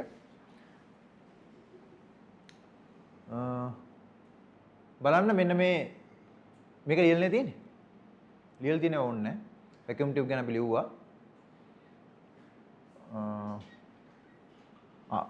ඉනියක් ලියන්නකො මම එන්නම් විස්තර කරන්න. මේක අඳින කට්ටිය අඳින්න, මේක ලියන කට්ටිය ලියන්න. මම එන්නම් විස්තර කරන්න.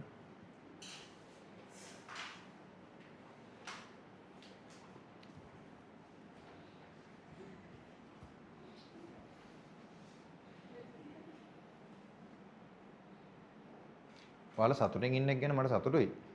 මේ වුණා නිකන් අර ගුලි කාලා වගේ hina වෙන්න එපා. බය හිතෙනවා ඒකට.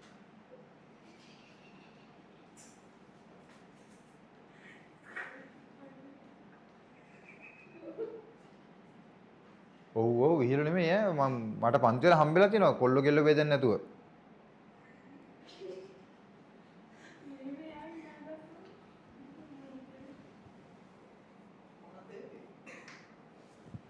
වැඩේ කරන්න දඟලන්න නැතුව.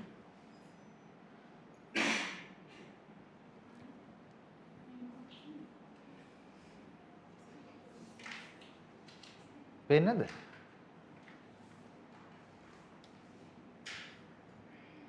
මෙන්න ඉනියක් කම්පියුටර් හදපු දෙන්න. John Presper Eckert and John Mauchly. මේ ඔයා දැන් අහන්න එපා සර් එතකොට මේ ඒ දවස්වල කම්පියුටර් එක මෙහෙම තිබ්බට කැමරා නම් හොඳට තිබිලා වගේ නේද? ඈ 4 කලර් ෆොටෝ එකක් හොඳට ගහලා තියෙන. මේ තියෙන ඉනියක් කම්පියුටර් එක. ඒක කියන්නේ අහන් ඉන්න. පළවෙනි පාඩමේ තිබ්බා උන් දාලා දෙ ෆොටෝ එකක් ඔව්. ඒ කියන්නේ පොඩ්ඩක් අර කියන්න ඕනලා. ඒ ඇත්තට ප්‍රශ්නයක් ආවද දැන් මේ කලර්ෆුල් ෆොටෝ එකක් තියෙන්නේ කොහොමද කියලා එහෙම? දැන් අනිත් ඒවා ඔක්කොම ඈ ඒ අය ඔව් ඇත්තම ඒ අය. කලර්ස් දාලා මේ තියෙන්නේ. ඔයාලට දැන් අයිඩියා එක ගන්න ඕනේ නේද? අර වාට මේ පළවෙනි පාඩුවේ මම මේක කියලා දෙන්න හේතුුනේ අර ප්‍රෝග්‍රෑමර්ස්ලා ඒ දවස්වල හිටියේ නෑ. ඔපරේටර්ස් තමයි හිටියේ කියලා පෙන්නේ. පළවෙනි පාඩමේ නෙමෙයි මේක තිබ්බේ. ඔපරේටින් සිස්ටම් එකේ. OS පාඩමේ හම්බෙන්නේ. ඇයි ඔපරේටින් සිස්ටම් එකක් තිබුණේ නෑ. ඔපරේටර්ස් තමයි හැමතැනම හිටියේ. ඒ දවස්වල මේ මිනිස්සු තමා ගිහිල්ලා තැන් තැන් වලින් ඉන්පුට් දෙන්න ඕනේ, අවුට්පුට් දෙන්න ඕනේ. හැබැයි දැන් ඉන්පුට් දෙන්න අවුට්පුට් දෙන්න විතරයි මේක පාවිච්චි කරේ. ඉස්සර වගේ නම් අර ඇනලිටිකල් එන්ජින් එක වගේ නම් ලොකු තියෙනවා ට්‍රැක්ටර් එක රිස්ටාර්ට් කරනවා වගේ ලොකු ක්‍රෑන්ක් එකක්. කරකන්න ඕනේ. කරකලා තමයි ඒක මේ අවුට්පුට් එක ගන්න වෙන්නේ. එහෙම වුණුන්නේ නැහැ දැන්. මොකද ඩිජිටලි හදලා තිබ්බේ අපි මේ ට්‍රාන්සිස්ටර්ස් මැකුවා. ට්‍රාන්සිස්ටර්ස් එක්ක වැඩ කරේ දැන්. අවුලක් නැහැ. ඒකයි මේ සයිස් වලට මේක පොඩි කරගන්න පුළුවන් උනේ. නැත්තම් වැකියුම් ටියුබ් ගහුවා නම් එහෙම මේ අක්කරයක විතර වදිනවා කම්පියුටර් එකක්.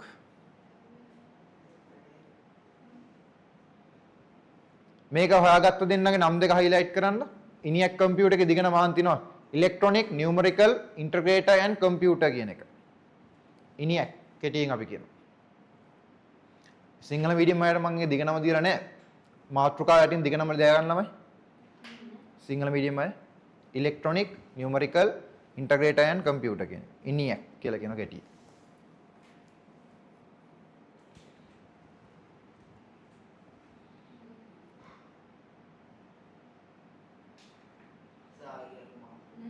මම කියනවා electronic numerical දැන් මේ ඉනියක් කම්පියුටර් එක 1946 දී හදපු එක මුලින්ම හදද්දී vacuum tube 17468ක් පාවිච්චි කරලා තියෙනවා.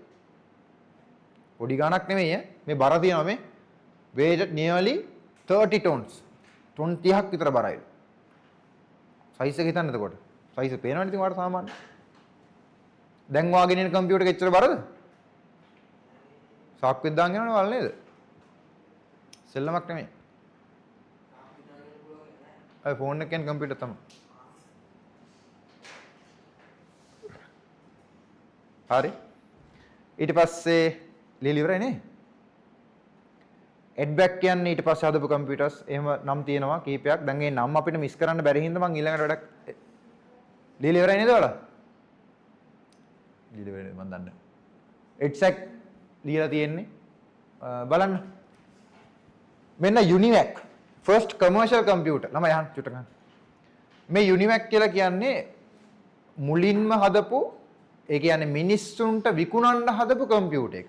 මෙච්චර කාලයක් උඩදී කතා කරපු EDSAC-වත්, ENIAC-වත්, ඊට කලින් තිබ්බ ඇනලිටිකල් එන්ජින්-වත්, Z3-වත්, ටියුරින් මැෂින් එකවත් ඒවා මිනිස්සුන්ට විකුණන්න හදපුවා නෙමෙයි. පැහැදිලිද මම කියන එක? රිසර්ච් කරලා කම්පියුටර් එක කොහොමද හදන්නේ කියලා තීරණය කරන්න හදපු රිසර්ච් කම්පොනන්ට් විතරයි ඒවා. කාටවත් පාවිච්චි කරන්න දුන්නේ නැහැ ඒවා. මිනිස්සු කොහොම හරි ඒවා අත්දා බල ගියා විතරයි කාලෙත් එක්ක එක එක වැඩවලට. මෙන්න මේ UNIVAC කියන කම්පියුටර් එක තමයි මුලින්ම දැන් අපි ඔය මිලදී ගන්නවා වගේ කම්පියුටර් එකක් විදිහට මුලින්ම විකුණපු කම්පියුටර් එක. ඒක හරි වැදගත් ඒ හින්දා. අහුණාද මං කිව්වේ? ලියන්න එහෙනම් මේක. UNIVAC 1 එක UNIVAC එකේ තාව 1 2 3 කීකේ ආව ගොඩක් ඒවා. මාරු ලියන්නකෝ. මං ටියුට් එක දෙන්නම් අනිත් දවස්.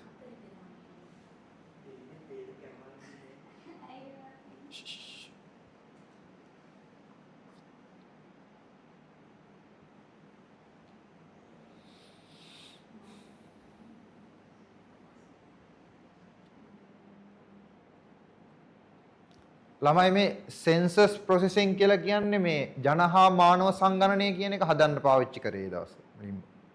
සෙන්සස් ප්‍රොසෙසිං දාලා ඇති සිංහල මීඩියම් අය.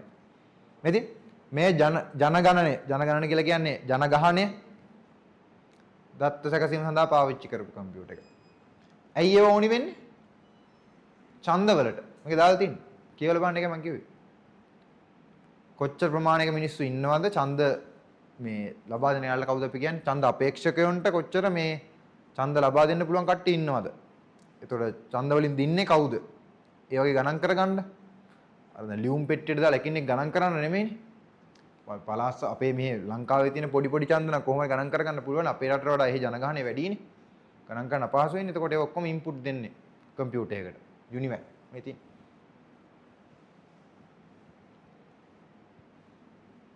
මේකේ නම් පාවිච්චි කරලා තියෙන රික්ත කණාල 5000ක් විතර. වැකියුම් ටියුබ් 5000ක් විතර. ඉනියක් එකේ පාවිච්චි කරලා 17000 ගාණක්. ලොකු වෙනසක් තියෙනවා. ඒතර මේකේ ප්‍රමාණය අඩු වෙන්න ඕනේ නැද්ද? ප්‍රමාණය අඩුයි. අර සයිස් එකක්ම වෙන කම්පියුටර් එකේ.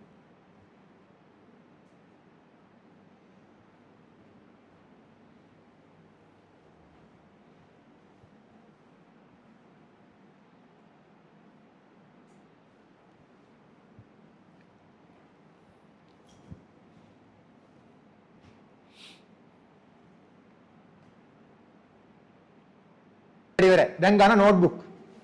ටියුට් වහන්න එපා. ටියුට් එක ඕනේ අපිට. නෝට්බුක් එක ගන්න. වහන්න එපා ගම වැව්වයි.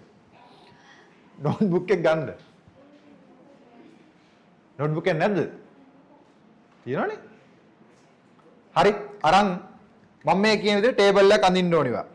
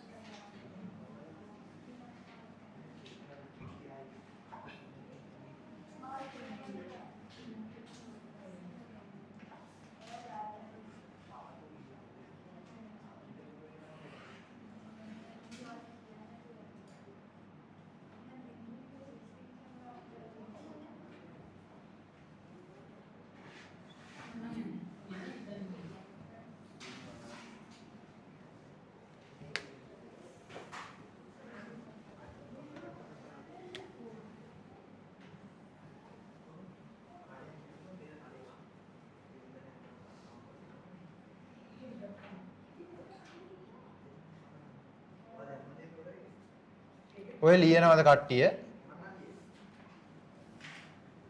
සවත් ඉන්න මං කියන්න යන ගමන් තියෙන.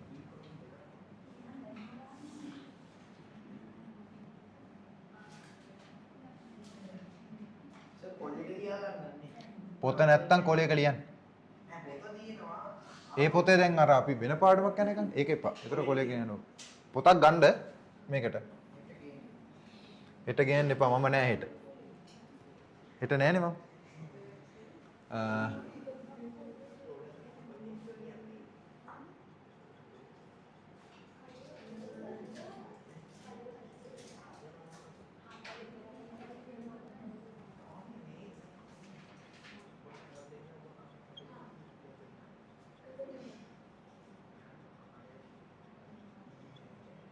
කොලම්ස් ටික මේ ටික.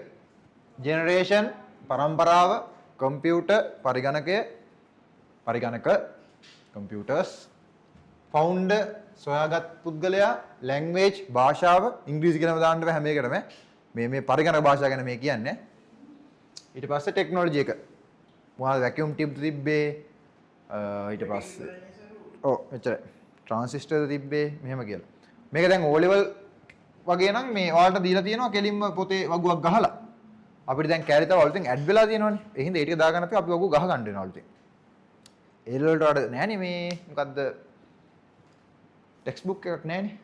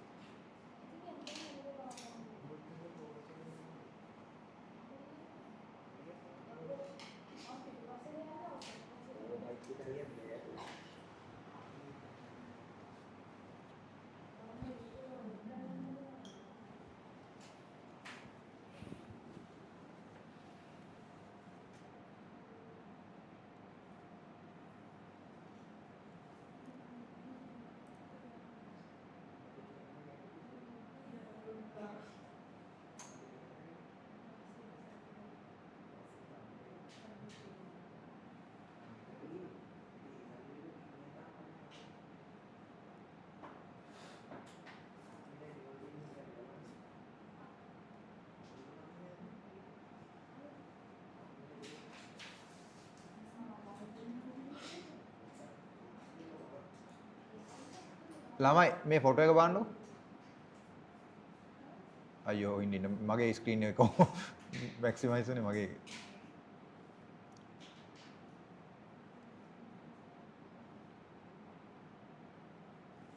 ඔය ඇවිල්ලා මේ 8 වසරේ හරි 9 වසරේ හරි IT අච්චු පොතක් ඔය රජෙන් නිකුත් කරව මොකක්ද තියෙන එක පේනවද ඔයාලට ඔය කොටු කරලා තියෙන්නේ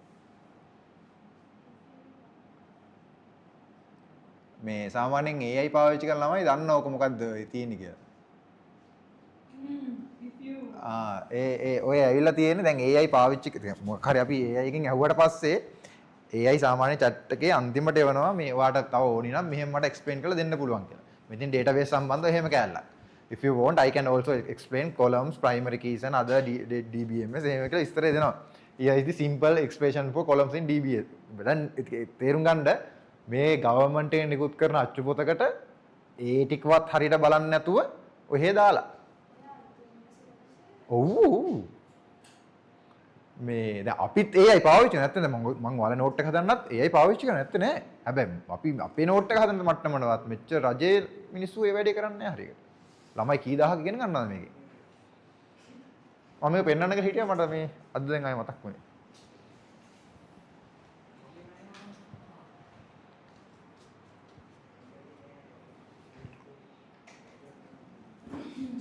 හරිද ඇඳලා ඉවරද ඔයාලා වගුව? වගුව ඇඳලා ඉවර ළමයි මෙන්න වැඩේ අහගන්න. වැඩේ පිළිවෙලට අහගන්න නැත්නම් ඔයාලට බැරි වෙයි. ටියුට් එකේ මුල සිට අපි ඉගෙන ගත්ත ජෙනරේෂන්ස් ටික තියෙනවා. පරම්පරා ටික තියෙනවා. ඔයා කරන්න ඕනි පෙරලා ගන්න ඉස්සෙල්ලාම පළමු පරම්පරාවට. පෙරලලා ඒකේ සම්පූර්ණයෙන් කියවන්න අවශ්‍ය නැහැ. ඔයාලා මාතෘකා ටික දැක්කම ඔයාලට දේවල් පේනවා. ඒකෙදි අපි කතා කරපු කම්පියුටර්ස් කිව්වට දැන් ඒකේ කම්පියුටර්ස් තිබුණේ නැහැ. මැෂින් තමයි තිබ්බේ. ඇබගස් එක කියයි. ඊට පස්සේ ඇඩින් මැෂින් එක කියයි. ඊට පස්සේ පැස්කලින් මැෂින් එක කියයි. එහෙම මැෂින් ටිකක් තියෙනවනේ. ඒ ටික දාන්න මෙතනට. හරි? ඒවා හොයාගත්ත කෙනා ඒක ඉස්සරහින් හරියට ලියන්න. ඇබගස් එක හොයාගත්තේ කවුද? දැන් ඇබගස් එක හොයාගත්ත කෙනෙක් නැහැ. මම කියන්නේ හොයාගත්ත කෙනෙක් නැත්නම් ඉරක් ගහන්න. පැස්කලින් වගේ මැෂින් එක හොයාගත්ත කෙනා ලියන්න බ්ලේස් පැස්කල්. එහෙම නම් ටිකත් එක්ක ෆවුන්ඩර් පුද්ගලයා ලියන්න. ඊට පස්සේ ඒ කාලෙදි තිබිච්ච භාෂාව දැන් පළවෙනි පරම්පරාවේ භාෂාවක් තිබුණේ නැහනේ. යන්ත්‍ර භාෂාවනේ තිබ්බේ. එක බිඳුව කියනකනේ යන්ත්‍ර භාෂාව කියලා මෙතනින් ලියන්න. තාක්ෂණය මොකද්ද? විශේෂතා කියන්නේ අපි දැන් කතා කරන්නේ සාම තාක්ෂණය කියලා වැකියුම් ටියුබ් එකයි ට්‍රාන්සිස්ටර් ඔය සෙට් එකනේ. ඒවා තිබුණේ නැති හින්දා මෙතන මුකුත් නොලිය තියන්න එහෙම නිකම්. ඕනනම් ලියන්නේ යාන්ත්‍රික තාක්ෂණය කියලා. අන්න එහෙම ඊට සෙකන්ඩ් ජෙනරේෂන් එක, තර්ඩ් ජෙනරේෂන් ඒ විදිහට පුරව ගන්න ඕන. අදට අපිට පුළුවන් තර්ඩ් ජෙනරේෂන් එක වෙනම පුරවන්න. ට්‍රාන්සිස්ටර් වෙනකම් පුරවන්න පුළුවන්. ඔයා තනියෙන් කරන්න වැඩක් මේක. පුළුවන් නේ? මාත්‍රිකාන් දාන්න කියන්නේ අවුලක් නෑ මං කියන්න. දැන් පළවෙනි එකේ මොනවද දෙන්න ළමයි එතකොට? මං එනවා උදව් කරන්න එනවා බය වෙන්න එපා. දැන් ගිය සතිය ආව නැති ළමයින්ට අවුල්නේ වැඩේ. මට මවුස් එක හොයලා දෙන්න ඉස්සෙල්ලා. හම්බුණා.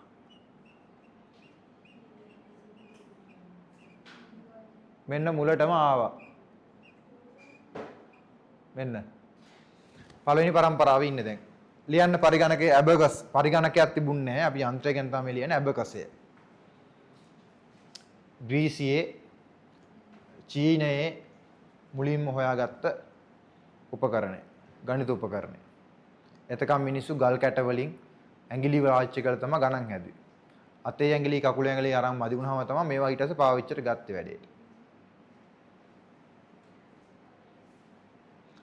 මේවා දැන් මේක නෑ මේක හොයාගත්ත කෙනෙක් දාන්න එපා. නිශ්චිත පුද්ගලෙක් නෑ එහෙම. ඒක නිකන් ඉරක් ගන්න. ඒක ඉස්සරහින් චූටි ඉරක් මේ ඉඩ හදාගන්න මේවා ලියන්න දැන්. තව ගොඩක් තියෙනවා ස්ටෙප් රෙක් නවා කීකේ හොම වැඩ තියෙනවා තව ගොඩක් ලියන්න. ඒ හොයාගත්ත කෙනෙක් නැත්තම් චූටි ඉරක් ගන්න ඉස්සරහින්. නිශ්චිත පුද්ගලෙක් නැත්තම්. මේක දැන් මේ මම ඔයාට ගහලා දෙන සමරියක්. ඔයා මේ තනියෙන් ගහ ගන්න ඕන කරන. පාඩම් කරද්දී ලේසියි මේක දැන් තියාගත්තාම. හරිද? මේ විස්තර ලියන්න එපා නම විතරයි ඇබකස් කියලා ලිව්වා. ඊට පස්සේ මෙන්න ඊළඟ කෙනා. දාන්න. Analogue computer. පළමු යාන්ත්‍රික ගණනය කිරීමේ උපකරණය. ඇන්ටිකිතේරා කියන මෙකැනිසම් එක තමයි පාවිච්චි කරේ. මෙකැනිසම් එක නම ලියන්න එපා. ඇනලොග් කම්පියුටර් කියලා විතරක් ලියන්න. මේ 100 BC එන පරණයි ඈ. කිස්තු පූර්ව 100 ලියන්න ලිව්වා. මේක අපි කතා කරා මේක පාවිච්චි කරේ හඳ ගමන, සූර්යයන්ගේ චන්ද්‍රග්‍රහණ ඒ වගේ දේවල් ගණනය කරගන්න. හරි. ඊට පස්සේ මෙන්න තාක්ෂණයක් තියෙනවා ඇල්ගොරිතම්ස් හොයාගත්ත කාලේ මම ඒකට එන්න. මෙකැනිකල් ලීරා එක මේ පළවෙනි පරම්පරාව තමයි යන්නේ. මෙන්න නෙෆියස් බෝන් ඇද්දලා තීරු. ලියන්න. නෙෆියස් බෝන් ඇද්දලා තීරු. ඒ ලියන්නේ නැද්ද? ඇද්දලා තීරු. නෙෆියස් බෝන්. නෙෆියගේ ඇද්දලා තීරු. මේකෙන් තමයි මුලින්ම මොනවද? අපි ලොගරිතම්ස් ලඝු ගණක හදාගත්තේ. අන්න එතකොට ලියන්න ඒක ඉස්සෙන් ටෙක්නොලොජි එක. එක්කෙනෙක් ලියන්න. ලඝු මතක හිටිනවා එතකොට. කවුද හොයාගත්තේ? ජෝන් නෙපියර් හොයාගත්ත කෙනා. ලැන්ග්වේජ් එකක් ඉතින් නැහැ නේ පරිගණක මේ ගණිතයක් තමයි යන්නේ. එන්නේ යන්ත්‍ර භාෂාව තමයි යන්ත්‍ර භාෂාවක් කියලා විශේෂයක් තිබුණේ නැහැ. තාම ගණන් කරන්න හදන්නේ තාම කම්පියුටර් නෙමෙයි මේ. මේ ගිය සතියේ මේ සතියේ දෙකම සමරයක් ගන්න මම ගිය සතියේ කිව්ව පටන් ගන්නකොට මම මේකේ සමරයක් ගහලා දෙනවා කියලා ඔයාලට. දැන් ඔය වගුවට තව ඇඩ් වෙනවනේ. අදින් දැන් මේ වගුව ඉවර වෙන්නේ භාගයයි වගුවේ. භාගයක් වගේ තමයි ඉවර වෙන්නේ. ඊටු භාගෙට ඉඩ තියන්න ඕනේ. ඊළ දවසේ කරලා ඉවරලා තමයි වගුව ආයෙ පුරවන්න අපි දවසේ අන්තිමට. හරිනේ. ඊට පස්සේ මෙන්න mechanical calculator යාන්ත්‍රික ගණක යන්ත්‍රය.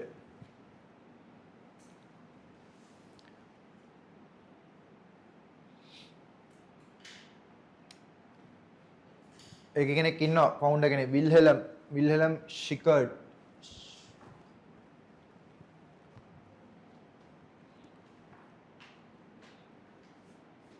අවුරුදු ලියන්න එපා ඈ අවුරුදු ඕනේ නැහැ මේකකවත් ඔයාලා දැනගන්න. නිකන් දැනගන්න ලියන්න අවශ්‍ය නැහැ.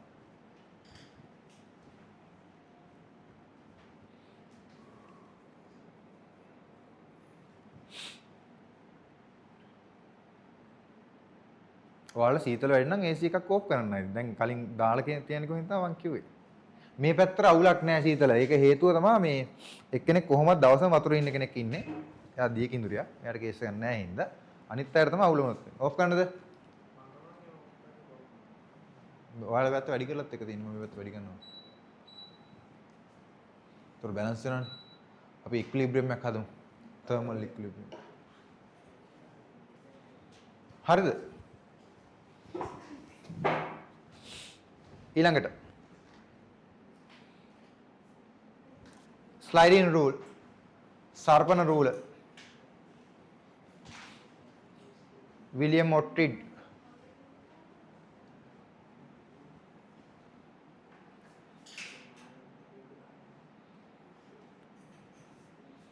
කෙවින් දැන් ඉංග්‍රීසිද සිංහල ලියනවා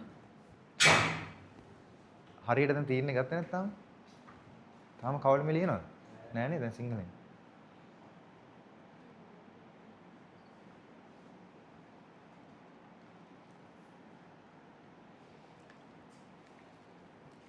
ළමයි මේ පාර ටියුට් එකේ කවර් පේජ් ඩිසයින් එක කැතයිද මේ දැක්කද මේ චූටි තියෙන වාක්‍යය මොකක්ද තියෙන කියලා අහනවා කේස් එක නැහැ කියලා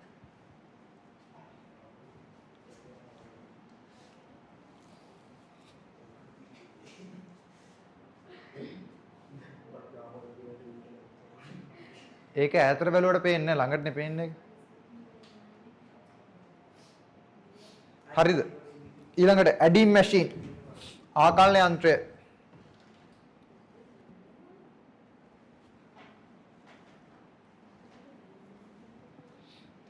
කවුද හොයාගත්තේ මේක තමයි පැස්කලින් කියලා කියන්නේ පැස්කලින් යන්ත්‍රය ඒ වචන දෙකම දාන්න එක්සෑම් එකේ මොන්න මෙන් අහයි අපි දන්නේ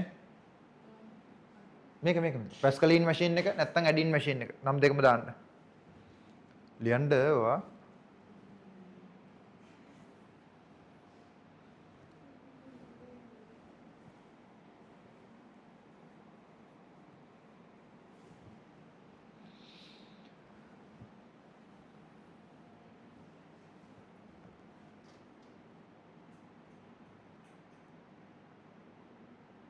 අවුරුද්ද ලියන්න එපා.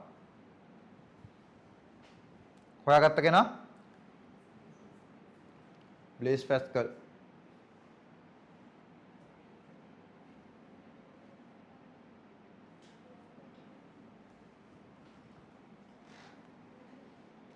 ඊළඟට ස්ටෙප් රෙක්නර්.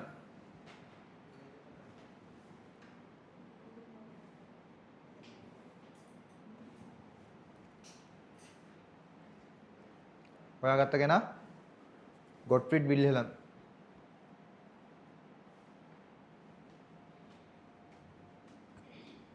මම ගොමේ පැස්කලින් මැෂින් නම් දැන්ටත් තියෙනවා පාවිච්චි වෙනවා මම අර ඇඳලා පෙන්නුවා නිකන් ගියස තියෙනවා දැන්ටත් මිනිස්සු ආතල් එකට පාවිච්චි කරනවා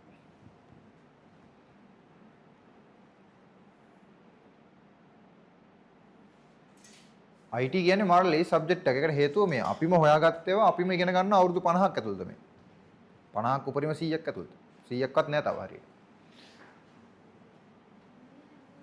දැන් මැක්ස් කරන කෙනෙක්ට හිස්ටරි එක උගන්වන්න නැත්තේ ඇයි සාමාන්‍යයෙන් මැක්ස් වල හිස්ටරි එක ආකිමිඩිස් එහෙම හොයාගත්තේ උගන්වන්න ගියොත් කොහොම උගන්වලා ඉවරක් කරන්නද බෑනේ කරන්න බෑ පයිතකරස් එහෙම ඔයාලා බලලා තියෙනවද මේ ටීවී සිරිස් තියෙන ඇට්ලැන්ටිස් කියලා පයිතකරස් කතාව තියෙනවා ඒකේ ඇට්ලැන්ටිස් කියලා ඒ කියන්නේ අර ඇට්ලැන්ටිස් කියලා නගරයක් තිබ්බ කියලා දන්නවනේ ඒක අර මුහුද යටට ගියා කියලා කියන්නේ ඊට පස්සේ ඒක මුහුද උඩ තිබිච්ච කාලේ කතාව.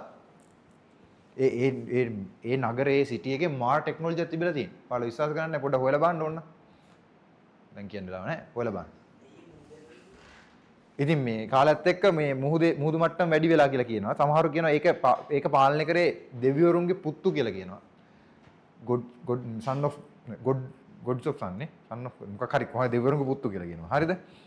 මේ එයාලට තිබ්බලු මාර බලයක් ඒ බලයෙන්ලු ඒකේ පාවිච්චි කරන ටෙක්නොලොජි එක තියාගෙන හිටියේ ඊට පස්සේ එයාලා රණ්ඩු කරන්න ගත්තලු කියන්නේ සහෝදර කීප දෙනෙක් හිටියා රණ්ඩු කරලා තමයිලු සම්පූර්ණ විනාශ වෙලා මුහුදුපත් උනේ කියලා කියන සිටි එක ඒක එතන තමයි පයිතකර සිඳලා තියෙන්නේ කියලා කියන කාලයක් මේ දැනට හැබැයි පයිතකරස් නෙමෙයි ඒකේ හිටපු හොඳම කෙනා මේ ඩාවින්චිලු දැනට තියෙන ලොකුම IQ එක තිබිලා තියෙන්නේ තාමත් ඊට වඩා ලොකු IQ එකක් හම්බෙලා නැහැ කාගේවත් 200ක් පැනලා ඩා වින්චි IQ එක ලියනාඩෝ ඩා වින්චි අර මොනාලිසා යන්නේ එයා මේ ජේකෝඩ් ලූම් එකක් දාන්න මේක තමයි මේක ලූම් මැෂින් එක ලූමින් මැෂින් එක කියන්නේ රෙදි වෙන යන්ත්‍රයක් ඒක තමයි පස්සේ කාලෙක අපි පාවිච්චි කරේ කම්පියුටර් එක විදියට ඇනලිටිකල් එන්ජින් එක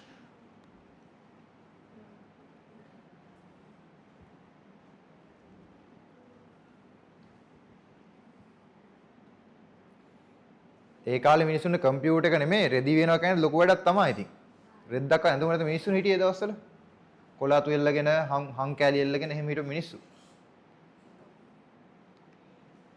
මේ ලූමින් මැෂින් එකෙත් පරිවර්තනය ගැන කතා කරන්න පුළුවන් ඕන නම් ඒ කියන්නේ අර රටා තියෙන රෙදි මහන්න මුල් කාලේ හැකියාව තිබුණේ නැහැ ළමයි රටා තියෙන රෙදි කියන්නේ මොනවද රටා තියෙන රෙදි මොනවද පැටර්න්ස් තියෙනව මොනවද දැන් මේක ඒ වගේ එකක්ද නෑ මේක print කරලා තියෙන්නේ මේ රෙද්ද print ඔයාලා ගොඩක් ඒවා අඳින්න print කරපුවා දැන් අර handloom තියෙනවා බලන්න මේ රෙදි තියෙනවා මේ කොටු වගේ ඔන්න පොඩි patterns තියෙනවා ඊට සංකීර්ණ pattern තියෙනවා ඒවා මේ ඒ වගේ ජොයිකෝඩ් loom එකේ මුල් කාලේ හැම කරන්න පුළුවන් වෙච්ච දේවල් නෙමෙයි looming machine වල දාන analytical engine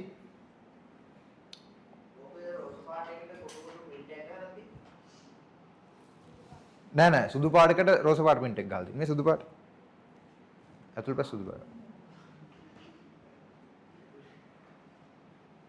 මේවා මේ ලූමින් ඒවා නෙමෙයි මේවා ලූමින් කියලා කියන්නේ නූලෙන් නූල වියපුවා ඔවා ලූමින් ඒවා ලූමින් ඇඳුම් ගණන් හෑන්ඩ්ලූම් කියලා කියන්නේ අතින් වියපුවා මැෂින් එකේ වියනවා තියෙනවා දැන් ඉස්සර මේ ජේකෝඩ් ලූම් කියන්නේ කොහොමද අතින් වියපුවා තමයි ඇනලිටිකල් එන්ජින් දැම්මද ඒකේ හොයාගත්ත කෙනා කවුද දන්නද founder දාන්න චාල්ස් බැබේජ් father of computer මේ චාල්ස් බැබේජ් කියලා දාලා වාහනවල දාන්න father නිකන් දාන්න of computer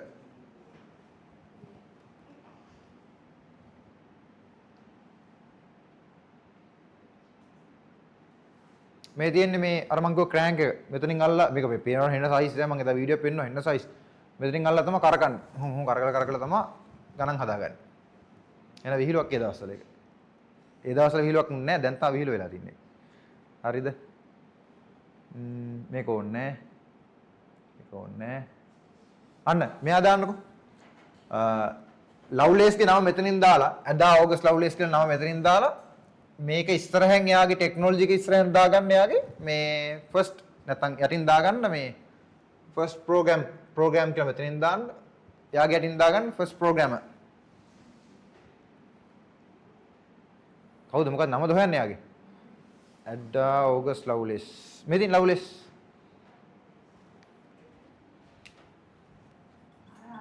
ඇඩ්ඩා ඈ ඔව් චාල්ස් බැබේජ් තීරුවෙන් ඇඩ්ඩා ඕගස්ට් ලව්ලෙස් ෆස්ට් ප්‍රෝග්‍රෑමර් වරණට දාගන්න ෆස්ට් ප්‍රෝග්‍රෑමර් ඇනලිටිකල් එන්ජින් එකේ ප්‍රෝග්‍රෑම් දාන්න පුළුවන් හැකියාව තිබුණේ නැහැ. හැබැයි එයා හිතන්නකෝ එයා උපකල්පනය කරලා ඇසියුම් කරලා තමයි ප්‍රෝග්‍රෑම් එක හැදුවේ. දවසක කම්පියුටර් එක හැදුනොත් මෙහෙම මම ප්‍රෝග්‍රෑම් එකක් හදන්නම් කියලා ඉවරයි. හිතන්නකෝ කොච්චර මොලයක් තියෙන්නද කියලා දවසට මිනිස්සුන්ට දැන් වගේ නෙමෙයි. මේ තව කෙනෙක් දාමුද අපි ඔකට? ওই පරම්පරාවටම. එයා තමයි මේ ජෝර්ජ් බූල්. මෙයාවත් දාන්න ළමයි ජෝර්ජ් බූල්.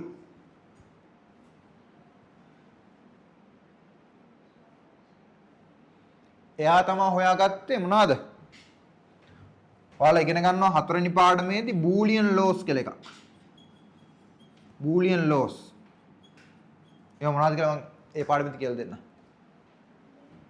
ජෝර්ජ් බූල්.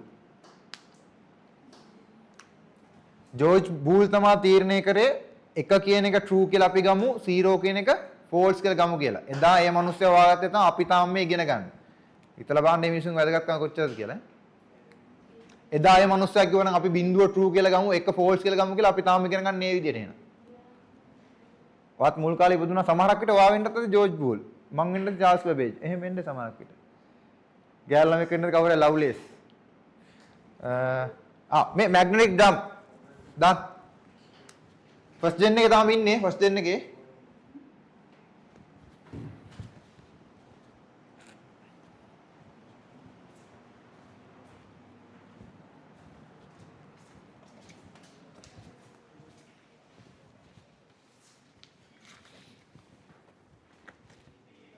නින්දරුවා එන්නේ නැහැ සාමාන්‍යයෙන්. අර thank you.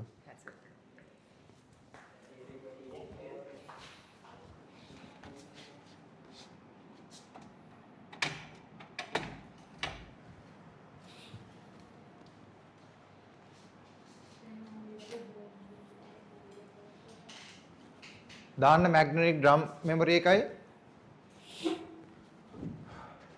අර processor එක වගේ එකයි ඊට පස්සේ processor එක නෙමෙයි processor එක වගේ එක magnetic core memory එකයි මෙච්චරලා කතා වේගය වැඩිද මම යනවා නෑ මෙච්චරලා කතා කරේ මේ input process output කියන stage තුන විතරයි මෙතනින් තමයි storaging කියන part එක එන්නේ drum එකයි core memory එකයි ළමයි මේ දෙන් කෝකද access speed එක වැඩි core memory එකේ drum එකේ යන්න ඕනි කැරක් කෙරවලට අපි අන්තිම එකන් ගන්න access එක අන්නේ වැදගත් point තමයි මතක තියෙනවා එතනින් එහාට ඕනේ නැහැ electromagnetic relay එක දාමු අපි second gen එකට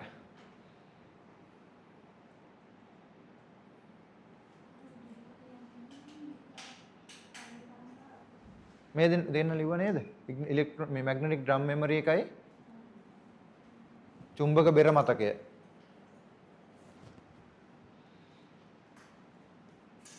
මේ relay එක දාමු අපි second gen එකට හැබැයි vacuum tube එක එන්න ඕනි first gen එකට ඒකට මම හේතුව කියන්නම් මොකද relay එකකින් තමයි අපි diode transistor කතන්දරයට යන්නේ නෑ ඒකව දාන්න ඕනේ ඉන්නවා හොයාගත්ත කට්ටිය මම දාලත් නෑ දාන්න ඕනේ ඔයාලා දැනගන්න ඕනේ ඊට පස්සේ මේ magnetic core memory එක ඔයා දැන් විභාගයට පාඩම් කරනකොට මේ ටියුට් එක එකපාරක් කියවලා වගුව පාඩම් කරා නම් ඇති සම්පූර්ණයෙන්ම වඩ පාඩම් පුළුවන් ඒ කියන්නේ නැත්තම් මේ පාඩම වඩ මේ පාඩම් කරනවා කියන එක කරලා ඉවර ගන්න වෙන්නේ නැහැ කවදාවත් පට්ට කන්ටෙන්ට් යන තියෙන්නේ ඊට පස්සේ රිලේ එක දාන්න second gen එකට දෙවෙනි පරම්පරාවට දැම්මා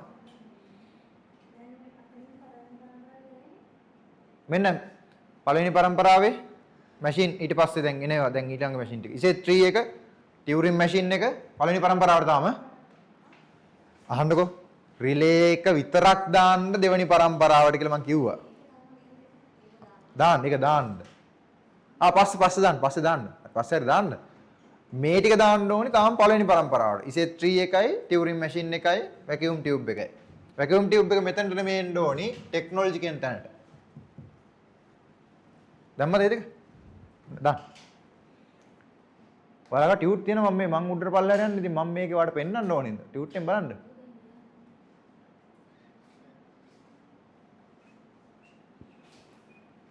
ලියවද? ඒ ටියුට් එක තියෙන දේ ටියුට් එක දිගට තියෙන එක තමයි බලන්න කියලා. ඉසේ 3. ඒකත් පළවෙනි පරම්පරාව. තාම පළවෙනි පරම්පරාවේ. හරි. මේ ඇත්තම අහන්නකෝ. අන්න මේ මෙතනින් මෙතනින් ඉරක් ගහන්න පුළුවන් නම් තව ටිකක් හොඳයි එතකොට. මෙන්න මෙතනින් ළමයි. කෝ ඇනලිටිකල් එන්ජිනියර් කලින් මෙන්න මෙතන ස්ටෙප් රෙක්නෝ ගාවින් ස්ටෙප් රෙක්නෝ යටින් ඉරක් ගහන්න. ස්ටෙප් රෙක්නෝ ලිව්වේ මෙතන ඉන්නම් මෙතනින් ඉරක් ගහන්න ඕම දිගට. ආයෙ බෙදන්න කියන්නේ පළවෙනි පරම්පරාව තියෙන රෝ එකේම දිගට ඉරක් ගහන්න හේතුව කියන්නම්. මම කරන්නේ ඔයාට මේ උදව්වක්. ගහුවා හරි. ඊට පස්සේ ඒ දැන් ඉර ඇදුනේ මෙතන ඉන්නම්. ඉර මෙහෙම ගහන්න නැතිනේ. මෙතන ඉන්නම් මෙන්න මෙතනට ඊතලයක් ගහලා කියන්න මේක පරම්පරාව වලට පෙර කියලා. ප්‍රී ජෙනරේෂන්ස් කියලා. නැත්තම් මට මේක වෙනම ගහන්න තිබ්බායි. ඒතකොට වාට තමයි මේක අමාරු පාඩම් කරන්න ගියාම. මේ මම පාඩම් කරපු විදිය වලට. එතනින් උඩ ටික ප්‍රී පළවෙනි පරම්පරාව වලට පෙර ප්‍රී ජෙනරේෂන්ස්.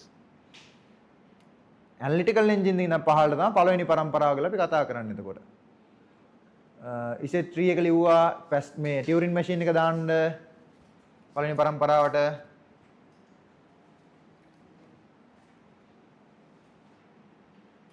ඉසෙට් 3 එක ලිව්වද? ටියුරින් මැෂින් එක දාන්න. ටියුරින් මැෂින් සිංහලෙන් කියන්නේ ටියුරින් මැෂින් කියලාම තමයි ඇලන් ටියුරින් තමයි හොයාගත්තේ. ඒක ඉස්සරහට ලියන්න කවුද හොයාගත්ත කෙනා? Founder Alan Turing. ඒක කෙනෙක් ඉන්නවා එයා ලියන්න නම් උවමනාවක් නැහැ. මම දාලා තියෙනවද යාව? හරිද? කොනාට් සූස්. එච්චර. මේ ඒකේ භාෂාව ඕනේ. හරිද? කැමති නම් දාන්න මේක තමයි ෆස්ට් ඩිජිටල් කම්පියුටර් එක. ඒක ඉස්සර මේ ටෙක්නොලොජි ඉස්සරෙන් දාගන්නකො. ෆස්ට් කියලා දාන්න පළමු ඩිජිටල් පරිගණකය.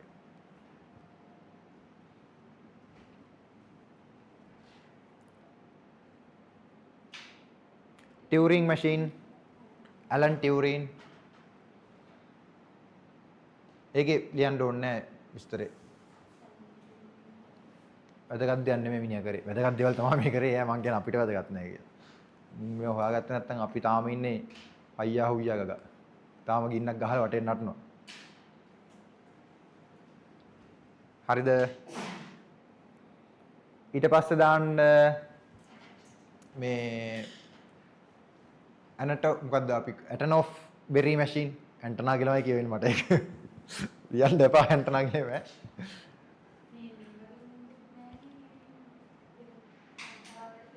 පෙර එකේ නෑ අපි ලිව්වා තියෙන එක ඔක්කොම ලිව්වා ඒක හරි. එතනින් යන මේ තමයි පළමු පරම්පරාව යන ඊටු ටික. ඇටනොෆ් බෙරි මැෂින් මේ කම්පියුටර් නම් දෙකක් ඉන්නවා. ඒතර ඇටනොෆ් උයි ක්ලිෆර්ඩ් බෙරි එදෙන දාන්න මේකේ. සොයාගත් දෙන්න. ඇටනොෆ් ක්ලිෆර්ඩ් බෙරි.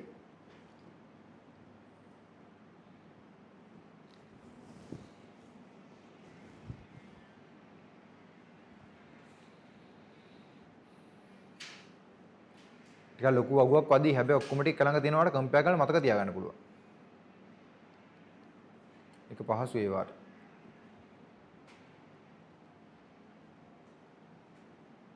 ඡේද කියව පාඩම් කරන්න ඕනේ නැහැ එතකොට.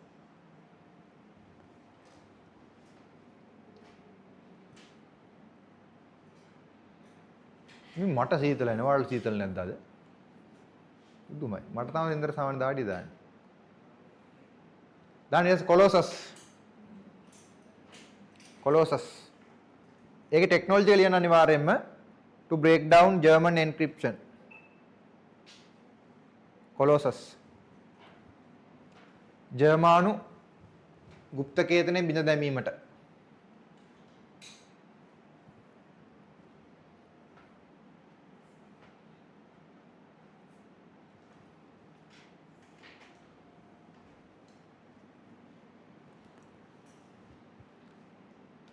කොලොසස්.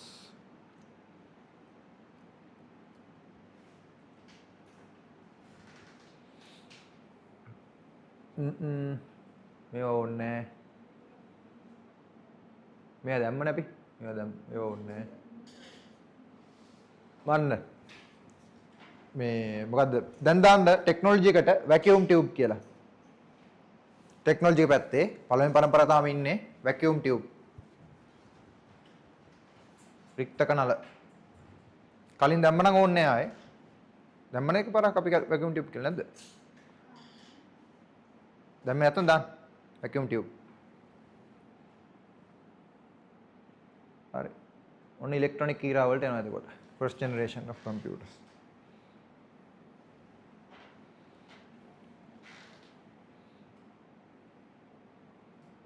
Done. ENIAC.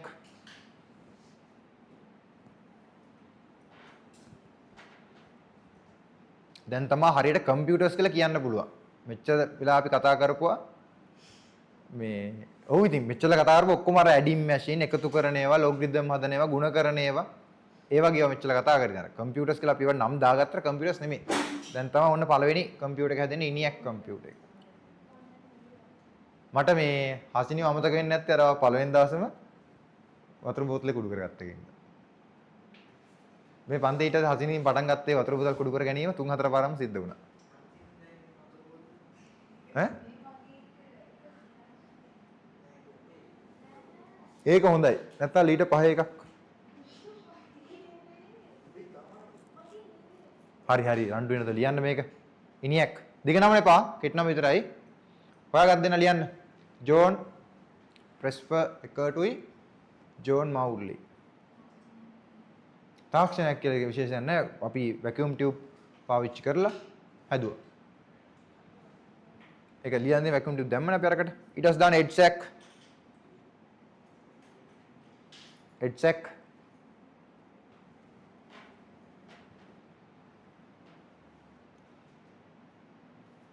මේක හොයාගත්තේ ජෝන් වොන් නියුමාන් නෙමෙයි. වොන් නියුමාන්ගේ concept එක තමයි මේකේ පාවිච්චි වුනේ. ඉතින් ජෝන් වොන් නියුමාන් කියලා දාන්න එපා නම. හෙඩ්සැක් විතරක් කම්පියුටර් නම දාන්න.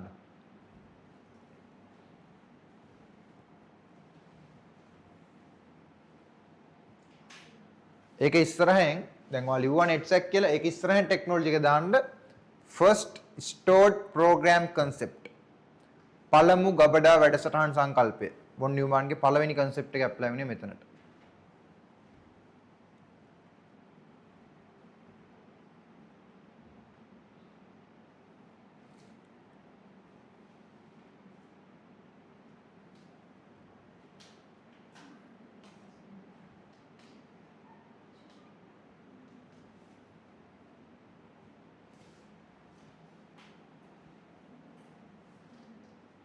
හරි.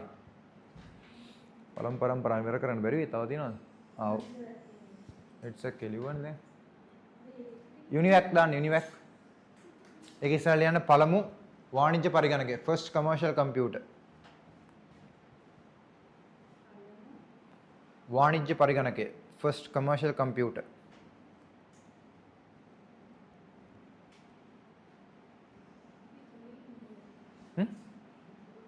නෑ ඉන්න තාම මේක ඉවර කරලා අපි ලියන්න නෑ ඒවයි මං කියන්නේ ටියුට් එකේ පුරවලත්තේ දේවල් බලන්න IBM එක ගැන ලියලා තියෙන IBM 701 පළවෙනි IBM කම්පියුටර් එක ලියලානේ තියෙන්නේ IBM එකෙන් දැන් ඔය හදපු කමර්ෂල් කම්පියුටර්ස් හදන නතර කරලා දැන් හදන්නේ සුපර් කම්පියුටර්ස් විතරයි මේ ළඟදී කියන්නේ අන්තිමට හදපු සුපර් කම්පියුටර් නම මෙන්න මේක කියවන්න බලන්න මේක සුමිත් නෙවෙයි ඈ මට හිතුණා කවුරු හරි සුමිත් කියලා කියවේ. සමිත්. IBM සමිත් කියන කම්පියුටර් තමයි දැනට අද තියෙන මේ සුපර් කම්පියුටර් එක දැනට ලෝකේ පවතින ලොකුම හොඳම වේගවත්ම. එයාලා මේ පොඩි කම්පියුටර් හදන වෙලේ නැවැත්තුවා. නිකන් HP ලා Dell ලා ටික උඹ ලෝක හදාගනි මට ඇවිල්ලා නැහැ ඔය සීන් එක මට වැඩක් නැහැ කියලා. මෙයාලා දැන් ලොකු ඒවා හදන්නේ. දැන් පළමු පරම්පරාව ඉවර කරාද ඔයා? වැහුවේ නැහැ නේ තාම? අපි අනිත් දවසේ නම් IBM ටික දාමු. ඊට කතා කරලා ඉන්න ඉස්සරේ.